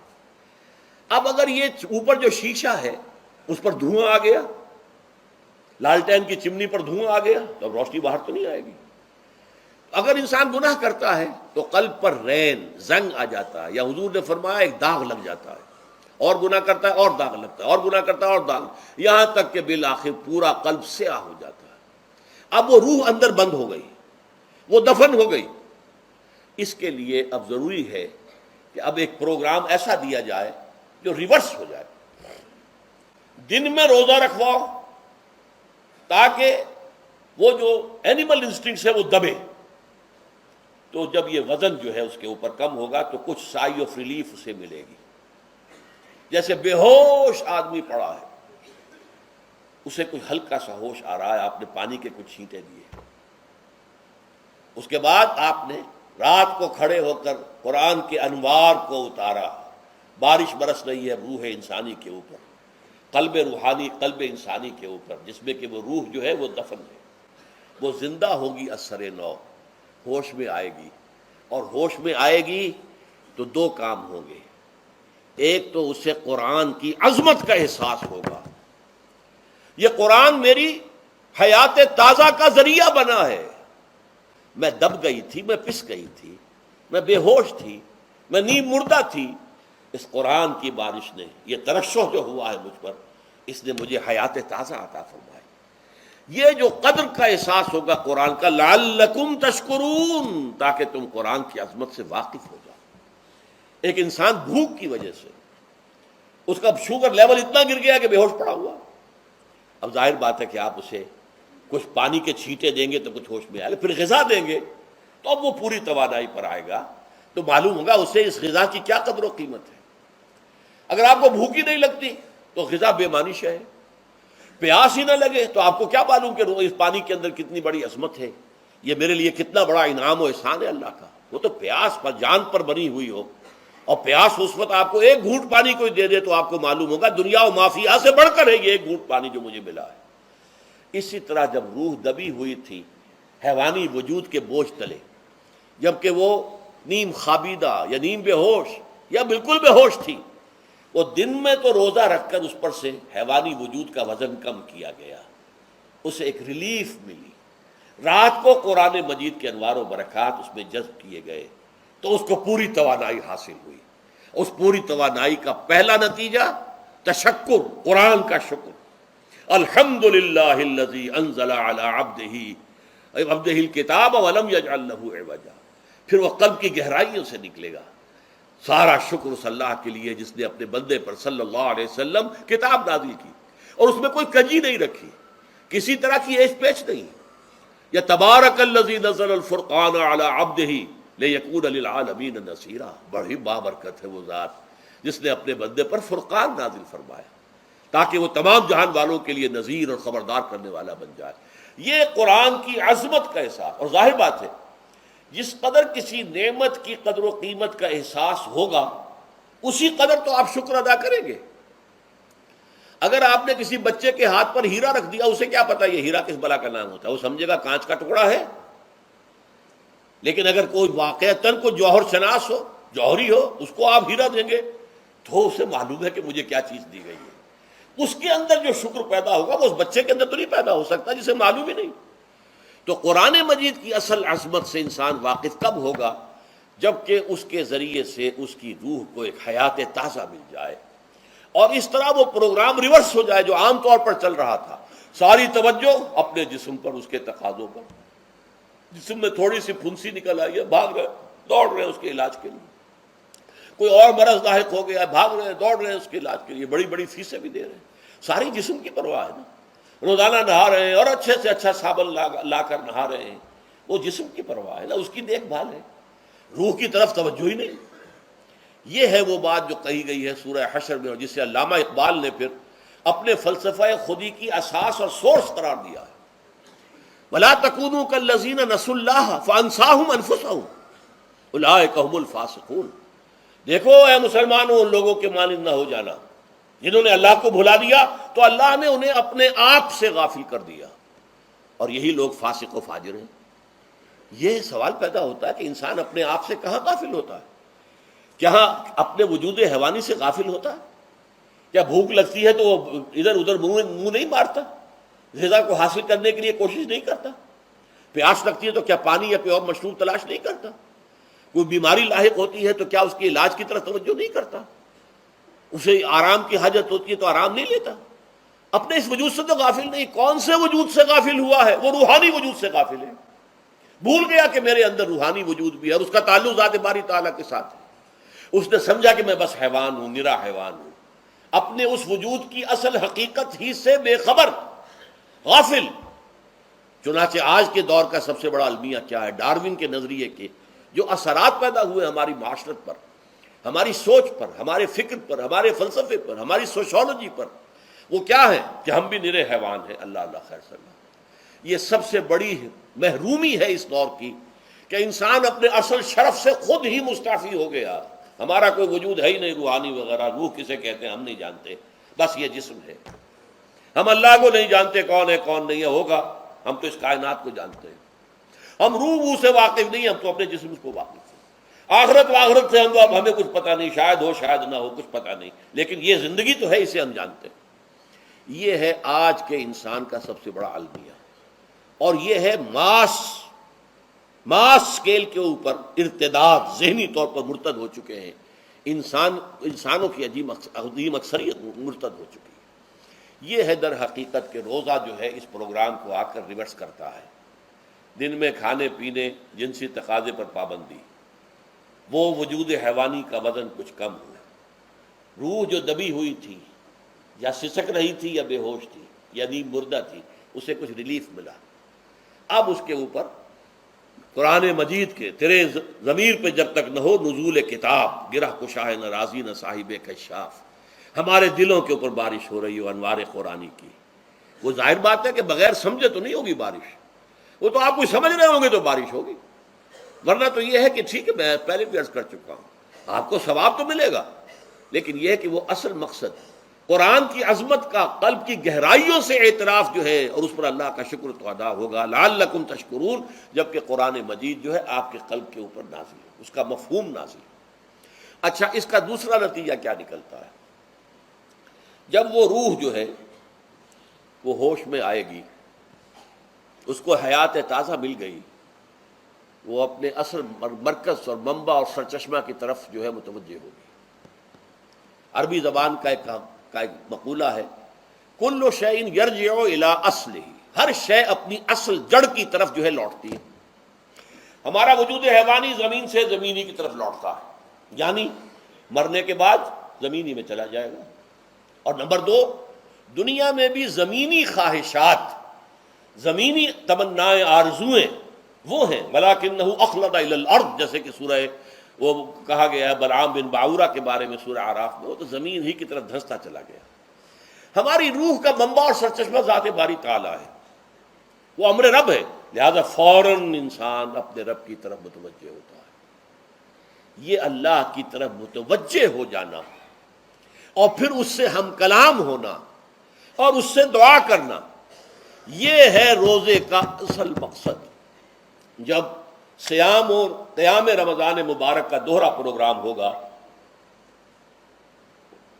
تو روح انسانی یا انسان کا حیوانی وجود اپنے مرکز کی طرف مائل پرواز تھا، حسن، اس کو کہہ لیجئے اپنے مرکز کی طرف مائل پرواز ہے۔ روح ہر شے اپنی اصل کی طرف لوٹتی ہے، لہذا یہ اللہ کی طرف متوجہ ہوگی۔ یہ اللہ تعالیٰ کی طرف متوجہ ہونے کا معاملہ دنیا میں رہا ہے کہ لوگ کہیں جنگلوں میں جا کر تپسیائیں کر کے، غاروں میں بیٹھ کے، بڑی بڑی ریاضتیں کر کے کیا چاہتے تھے؟ مجھ کو ہے تیری جستجو، مجھ کو تیری تلاش ہے، خالق میرے کہاں ہے تو، مجھ کو تیری تلاش ہے۔ میں نے یہ نظم جو ہے تقریباً 6 سال جو ہے ہر روز صبح، ہمارا جو ہائی اسکول تھا اس میں جو صبح پریئر ہوتی تھی، لوگ سب جمع ہوتے تھے، پورا اسکول جو ہے اس کے ہمارے طلباء، تو یہ نظم جو ہے پڑھی جاتی تھی، مجھ کو ہے تیری جستجو، مجھ کو تیری تلاش ہے، خالق میرے کہاں ہے تو، مجھ کو تیری تلاش ہے۔ روح انسانی چاہتی ہے اللہ کا تقرب، اللہ کے قریب ہونا، اللہ سے رشتہ استوار کرنا۔ یہ وجود حیوانی حائل ہے اس کے راستے میں، یہ حیات دنیاوی اس کے لیے پنجرا بن گئی ہے، اس روح کے لیے یہ ایک در حقیقت ایک قید خانہ ہے، جیسے کہ حضور نے فرمایا کہ الدنیا سجن المومن وجنت الکافر، مومن کے حق میں یہ دنیا قید خانہ ہے، اس کی روح جو ہے یہاں آ کر اس جسد حیوانی کے اندر جو ہے وہ دفن ہو گئی ہے، قید خانہ ہے، اس پنجرے میں بند ہو گئی۔ تو لیکن وہ کافر کے لیے یہی باغ و بہار ہے، یہیں پر عیش کرنے ہیں، یہیں پر مزے لوٹنے ہیں۔ تو اس سے در حقیقت ریلیف ملتا ہے، تو انسان متوجہ ہوتا ہے اللہ کی طرف اور دعا کرتا ہے، اللہ سے ہم کلام ہوتا ہے۔ یہ ہے در حقیقت روزے اور رمضان کا جو دوسرا نتیجہ نکلتا ہے اور بلند ترین نتیجہ ہے، اس کا ذکر ہے آیت نمبر 4 میں۔ اور یہ کہ بہت سے لوگ ایسے ہیں جو قرآن مجید میں نظم کے بہت قائل ہیں، لیکن میں حیران ہوں کہ اس نظم کے اندر اس کے ربط اور رشتے کو وہ تلاش کرنے سے قاصر رہے۔ وَإِذَا سَأَلَكَ عِبَادِي عَنِّي فَإِنِّي قَرِيبٌ، جب روح بیدار ہو جائے گی، اسے حیات تازہ ملے گی، تو اے نبی میرے بندے جب آپ سے پوچھیں میرے بارے میں، وہ میرا تقرب چاہتے ہیں، میرا قرب چاہتے ہیں، وہ چاہتے ہیں مجھ سے ہم کلام ہونا، وہ چاہتے ہیں کہ مجھے ان کے ساتھ، ان کو میرے ساتھ ایک نسبت مل جائے۔ وَإِذَا سَأَلَكَ عِبَادِي عَنِّي فَإِنِّي قَرِيبٌ، انہیں بتا دیجیے میں قریب ہی ہوں، میں دور نہیں ہوں۔ اور آیا ہے سورہ قاف میں نحن اقرب الیہ من حبل الورید، جو شہ رگ ہے انسان کی، اس سے بھی زیادہ قریب ہوں میں اس سے. نوٹ کیجئے کیسے. اس کی روح کا تعلق میری ذات کے ساتھ ہے براہ راست. اس کی مثال بھی میں دے چکا ہوں کئی اپنی کتابوں کے اندر. عظمت صوم نامی کتاب جب پڑھیں گے، جو حضرات بھی سمجھ سکے پوری طرح اس کو، اس کے اندر یہ بات بیان ہوئی. اور اسی لیے دیکھیے حدیث آخری پڑھ لیجئے کہ حضور نے قرار دیا ہے کہ روزہ جو ہے تمام عبادات کے اندر ایک بالکل منفرد شان کا حامل ہے. وعن ابی ہریرہ رضی اللہ تعالی عنہ، اور یہ متفق علیہ روایت ہے بخاری اور مسلم دونوں کی. قال رسول اللہ صلی اللہ علیہ وسلم، قال اللہ عز وجل، اسے حدیث قدسی کہتے ہیں. حضور نے فرمایا کہ اللہ فرماتا ہے. تو یہ حدیث بھی ہو گئی کہ حضور نے ہمیں بتائی، اور حدیث قدسی ہو گئی کہ اللہ کا قول ہے جو حضور نقل کر رہے ہیں.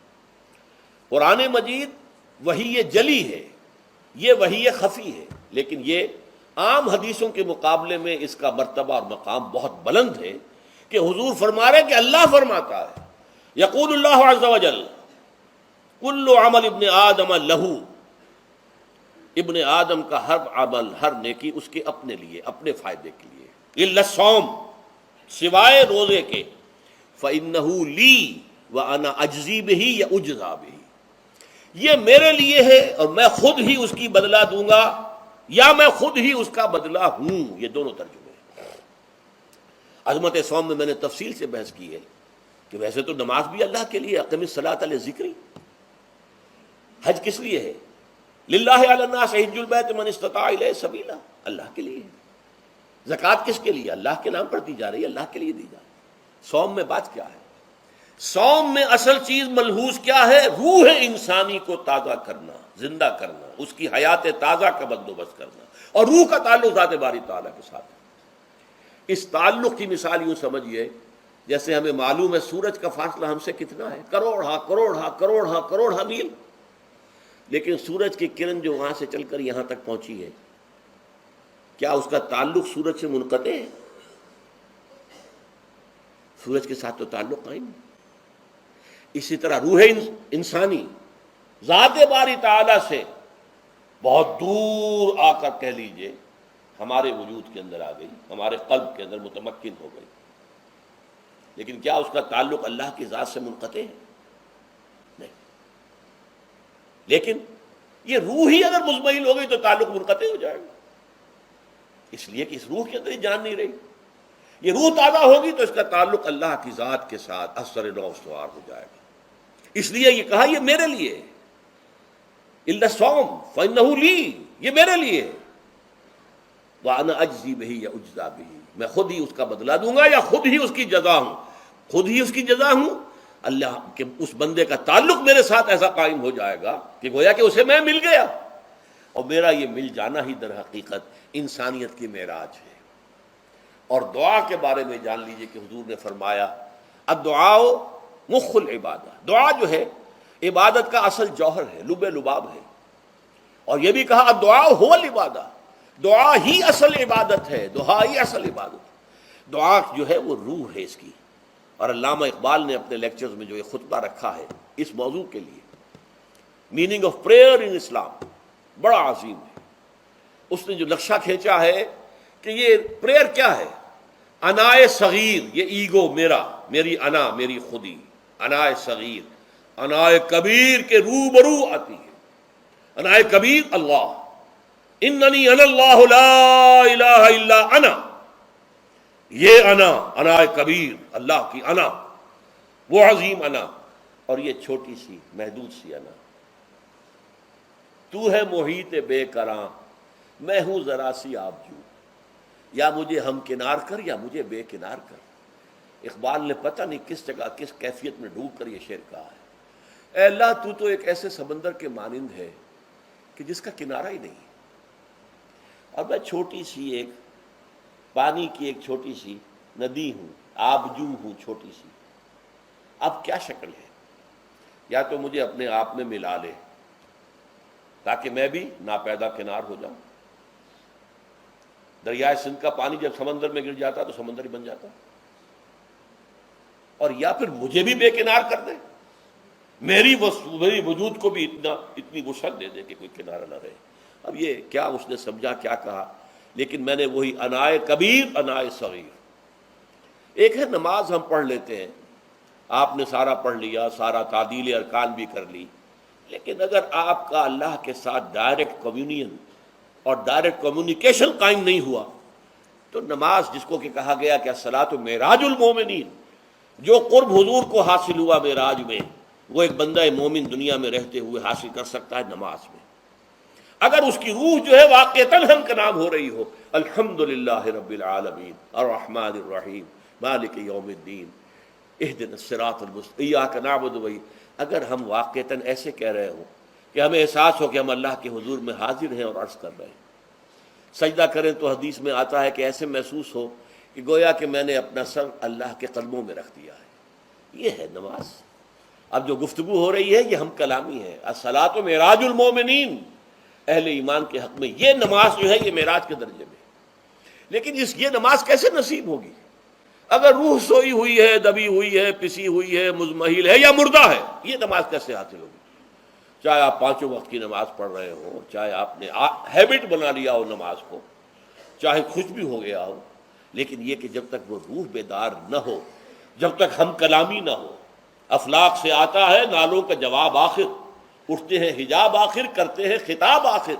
جب تک یہ نہ ہو، جیسے کہ میں ایک حدیث قدسی انشاءاللہ آج سناؤں گا سورہ فاتحہ کے ضمن میں، کہ اللہ تعالیٰ کے سامنے جب کھڑا ہو کر انسان جب کہتا ہے انی وجہت وجہی للذی فطر السماوات والارض حنیفا، دائیں بائیں سے بالکل اپنا تعلق کاٹ کر میں نے اپنا رخ کر لیا ہے اس اللہ کی طرف جس نے آسمانوں اور زمین کو پیدا کیا. اب یہ توجہ وجہ تو اگر یہ تو ہے چہرہ تو ہم نے کر دیا خانہ کعبہ کی طرف، اندر سے ہماری روح متوجہ نہیں ہوئی، وہ سوئی پڑی ہوئی، اسے پتہ ہی کچھ نہیں کہ کیا ہو رہا ہے.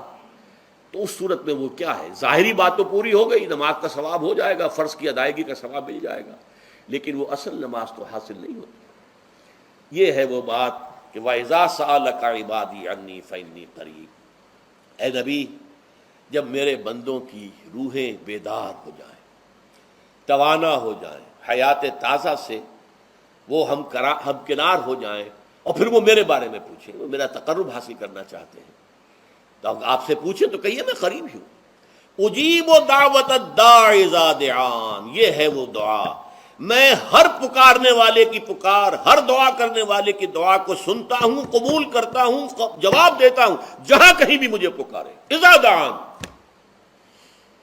اس میں در حقیقت وہ مفہوم آ گیا ہے there and then wherever. آپ اپنے گھر میں ہو کر پکاریں اللہ کو، آپ بستر پر لیٹے ہوئے پکاریں اللہ کو. الذین یذکرون اللہ قیاما وقعودا وعلی جنوبہم. ہاں ٹھیک ہے، بعض مقامات بعض اوقات قبول دعا کے لیے زیادہ سازگار ہیں، حرم میں جا کر دعا مانگی جائے، اور منا میں، عرفات میں خاص طور پر، جبل رحمت پر خاص طور پر، ملتزم جو ہے کعبے کا اس پر خاص طور پر، وہ ایام بھی ہے خاص. لیکن یہ نہیں ہے کہ بقیہ دنوں میں آپ کے اور اللہ کے درمیان کو بڑا فاصلہ ہے. یہ سارا دنیا میں مشرکانہ نظاموں نے تصور پیدا کیا، اللہ تو دور ہے، دور ہے، دور ہے، دور ہے، پاک ہے، پاک ہے، پاک، تم ناپاک ہو، ناپاک ہو، ناپاک ہو، اور تم تو بڑی پستی میں پڑے ہو، تم اللہ سے براہ راست ہم کلام نہیں ہو سکتے. کوئی درمیانی چاہیے، کوئی لنکس چاہیے، کوئی پجاری ہوگا، کوئی پروہت ہوگا، کوئی پنڈت ہوگا، کوئی پیر ہوگا، کوئی پادری ہوگا، کوئی پوپ ہوگا، اس کے ذریعے سے تم اللہ سے ہم کلام ہو، خود نہیں. اور جب ذریعے بیچ میں آ گئے تو ان کی مٹھی گرم کرو، ان کی چاپلوسی کرو، ان کو بھی جو ہے چادریں چڑھاؤ، ان کو نذرانے پیش کرو. یہ ہے بدترین ایکسپلائٹیشن جو مذہب کے ذریعے سے نوع انسانی کی ہوئی ہے. یہ 2 ایکسپلائٹیشن دنیا میں ہوئی ہے تاریخ انسانی میں. ایک بادشاہوں کی طرف سے خراج دو ہمیں، محنت تم کرو گے کھیت میں، آدھا حصہ ہمارے پاس آئے گا، ہم عیش کریں گے، ہم سٹینڈنگ آرمیز رکھیں گے تاکہ ذرا تم بغاوت کرو تو تمہارا سر کچل دیا جائے. یہ ایکسپلائٹیشن بدترین. مانگنے والا گدا ہے، صدقہ مانگے یا خراج. دوسری طرف ہم بادشاہ ہیں، ہم چندر بنسی سورج بنسی خاندان ہیں، ہم راجپوت ہیں، حکومت کرنا ہمارا حق ہے. اور یہ پنڈت پروہت جو ہے وہ بھی کہیں گے کہ ٹھیک ہے، نصف لی و نصف لک وہذا قوم جاہلون، یہ عوام جو ہے ان کا خون چوسو، ہمیں یہ نذرانے پیش کریں، بتوں کو آ کے چڑھاوے چڑھائیں اور تمہیں خراج دیں اور ٹیکس دیں. They are to be exploited. Exploit ہو رہا ہے. اسلام نے آ کر دونوں کا خاتمہ کیا. کوئی ملوکیت نہیں. زکوٰۃ ہے تو غربا کے لیے، بادشاہ کے لیے نہیں ہے. یہ تو غربا کے لیے، لہذا کوئی ٹیکس نہیں. نمبر 2، اللہ سے ہم کلام ہونے کے لیے کسی دربان، کسی جو ہے پہرے دار کی مٹھی گرم کرنے کی ضرورت نہیں. جب چاہو ہم کلام ہو جاؤ. دل کے آئینے میں ہے تصویر یار، جب ذرا گردن جھکائی دیکھ لی. یہ تو تم ہماری طرف متوجہ نہیں ہوتے. ہم تو ہر وقت کہتے ہیں، ہر شب کو آخری لمحات جو ہیں، آخری جو گھنٹے ہیں رات کے، سمائے دنیا تک ہم نزول فرما لیتے ہیں تمہارے لیے. اور پکارنے والا پکارتا ہے، حل من مستغفر فاغفر اللہ. ہے کوئی استغفار کرنے والا کہ میں اسے بخش دوں؟ حل من سائل فاعطیہ. ہے کوئی مانگنے والا کہ میں اسے عطا کروں؟ تم ہی سوئے رہتے ہو، انٹا غفیل رہتے ہو، تمہیں ہماری طرف توجہ نہیں ہے. اگر ہماری طرف متوجہ ہو جاؤ تو جیسے کہ اقبال نے کہا کہ میرے لیے یہ دربان جو ہے، پیران کلیسا کو کلیسا سے اٹھا دو. کیوں خالق و مخلوق میں حائل رہے پردے؟ اور یہ میں نے کئی مرتبہ بیان کیا ہے. ہمارے ہاں وہ پی پی پی جو جماعت بنی تھی ایک، اب اس میں 2 پییں اور ایڈ ہو گئی ہیں. پی پی پی، پھر وہ پیٹریٹ، اور اس سے آگے اپنے پہلے پارلیمنٹیرین کی پی آ گئی اور پھر پیٹریٹ کی آ گئی. 5 پیز ہو گئی. اسی طرح گنتی ہے. ہندوستان میں پنڈت، پروہت اور پجاری، 3 پے تو یہاں تھی. پیر، ایران کا پیر، اور پوپ اور پادری، یہ سب پے سے شروع ہوتے ہیں الفاظ. اور یہ سب در حقیقت جو ہے شروع ہونے والے الفاظ، یہ در حقیقت انسانوں کی بدترین ایکسپلائٹیشن کا ذریعہ ہے. وَإِذَا سَأَلَكَ عِبَادِي عَنِّي فَإِنِّي قَرِيبٌ أُجِيبُ دَعْوَةَ الدَّاعِ إِذَا دَعَانِ فَلْيَسْتَجِيبُوا لِي. ہاں، ایک تقاضا ہے، لیکن اس سے پہلے یہ بات سمجھ لیجئے، میں اس آیت کو میگنا کارٹا جسے کہا جاتا ہے حقوق انسانی کا سب سے بڑا چارٹر، میں اس سے کہیں بڑا چارٹر قرار دیتا ہوں. کہ اللہ کہتا ہے مجھ سے ہم کلام ہونے کے لیے کسی واسطے کی، کسی وسیلے کی کوئی حاجت نہیں. جب چاہو مجھ سے ہم کلام ہو جاؤ. ہاں، ایک شرط ہے، فَلْيَسْتَجِيبُوا لِي. چاہیے کہ وہ میری بات بھی قبول کریں، میرے احکام کو تسلیم کریں، میرے فرامین کان سے کھول کر سنیں، ان پر دل سے عمل کریں. فَلْيَسْتَجِيبُوا لِي. یہ ون وے ٹریفک نہیں ہوگا کہ ہم تمہاری دعائیں قبول کریں اور تم ہماری باتوں سے پہلو تو ہی کرو، سنی انسنی کر دو. یہ نہیں ہوگا. یہ ایک 2 وے تعلق ہے، جسے آج کل کہا جاتا ہے بائی لیٹرل تعلق ہے. بائی لیٹرل تعلق ہے اللہ اور بندے کے درمیان. بندہ توبہ کرتا ہے معاصی سے، اللہ تعالیٰ بھی اس کے لیے بھی لفظ تواب ہے، وہ بھی اپنی رحمت کے ساتھ دوبارہ متوجہ ہو جاتا ہے. تم اللہ کو یاد کرو، فاذکرونی اذکرکم، مجھے یاد رکھو میں تمہیں یاد رکھوں گا. ان تنصروا اللہ ینصرکم، اگر تم اللہ کی مدد کرو گے اللہ تمہاری مدد کرے گا. یہ ہے 2 طرفہ معاملہ. اسی طریقے سے تم چاہتے ہو کہ میں تمہاری دعائیں قبول کروں، اجیب دعوت الداعی اذا دعان، میں ہر پکارنے والے کی پکار کو سنتا ہوں جب اور جہاں، ویئر اینڈ وین وہ مجھے پکارے. لیکن لازم ہے فلیستجیبوا لی، وہ بھی میرا کہنا مانے، میرے فرامین کو کھلے کانوں سنے اور تہہ دل سے اس پر عمل کرے. ولیؤمنوا بی، اور مجھ پر ایمان پختہ رکھے، یقین اس کے ساتھ مجھے پکارے. لعلہم یرشدون، اب یہ سب سے بڑا لفظ آ گیا، تاکہ انہیں رشد حاصل ہو جائے. رشد، فوز، فلاح، رشد، یہ کئی الفاظ ہیں. فوز فائز، فلاح مفلحون، رشد راشدون. اور یہ لفظ استعمال ہوا صحابہ کرام کے لیے سورہ حجرات میں، اولئک ھم الراشدون. تو گویا کہ یہ بلند ترین منزل ہے انسان کے لیے اگر اس کا یہ تعلق اللہ کے ساتھ قائم ہو جائے، دعا کا ہم کلام ہونے کا رشتہ اس کا قبول ہو، مل جائے. اب آخری بات نوٹ کیجئے، آخری آیت جو ہے اس رکوع کی، بظاہر اس کا تعلق نہ روزے سے نہ رمضان سے، اکل حلال، اکل حرام سے روکا گیا ہے. وَلَا تَأْكُلُوا أَمْوَالَكُمْ بَيْنَكُمْ بِالْبَاطِلِ، اور دیکھو اپنے مال آپس میں باطل طریقوں سے مت کھاؤ. وَتُدْلُوا بِهَا إِلَى الْحُكَّامِ، اور نہ ہی اپنے مالوں کے ذریعے سے حکام تک پہنچو، لِتَأْكُلُوا فَرِيقًا مِنْ أَمْوَالِ النَّاسِ بِالْإِثْمِ، کہ تم لوگوں میں سے کسی کا مال گناہ کے ساتھ ناجائز طور سے ہڑپ کر جاؤ، رشوت دے کر، اور اپنے حق میں کوئی غلط فیصلہ کروا لو، وَأَنْتُمْ تَعْلَمُونَ، جانتے بوجھتے یہ کام نہ کرو۔ بظاہر تو نہ روزے سے تعلق ہے نہ رمضان سے، پھر اس رکوع میں کیسے آ گئے؟ بڑا گہرا تعلق ہے، اول و آخر کا تعلق ہے۔ پہلی آیت میں مجرد رمضان روزے کی جو فضیلت بیان کی گئی تھی یا حکمت، غایت کیا تھی؟ تقویٰ۔ یہ تقویٰ کا معیار ہے۔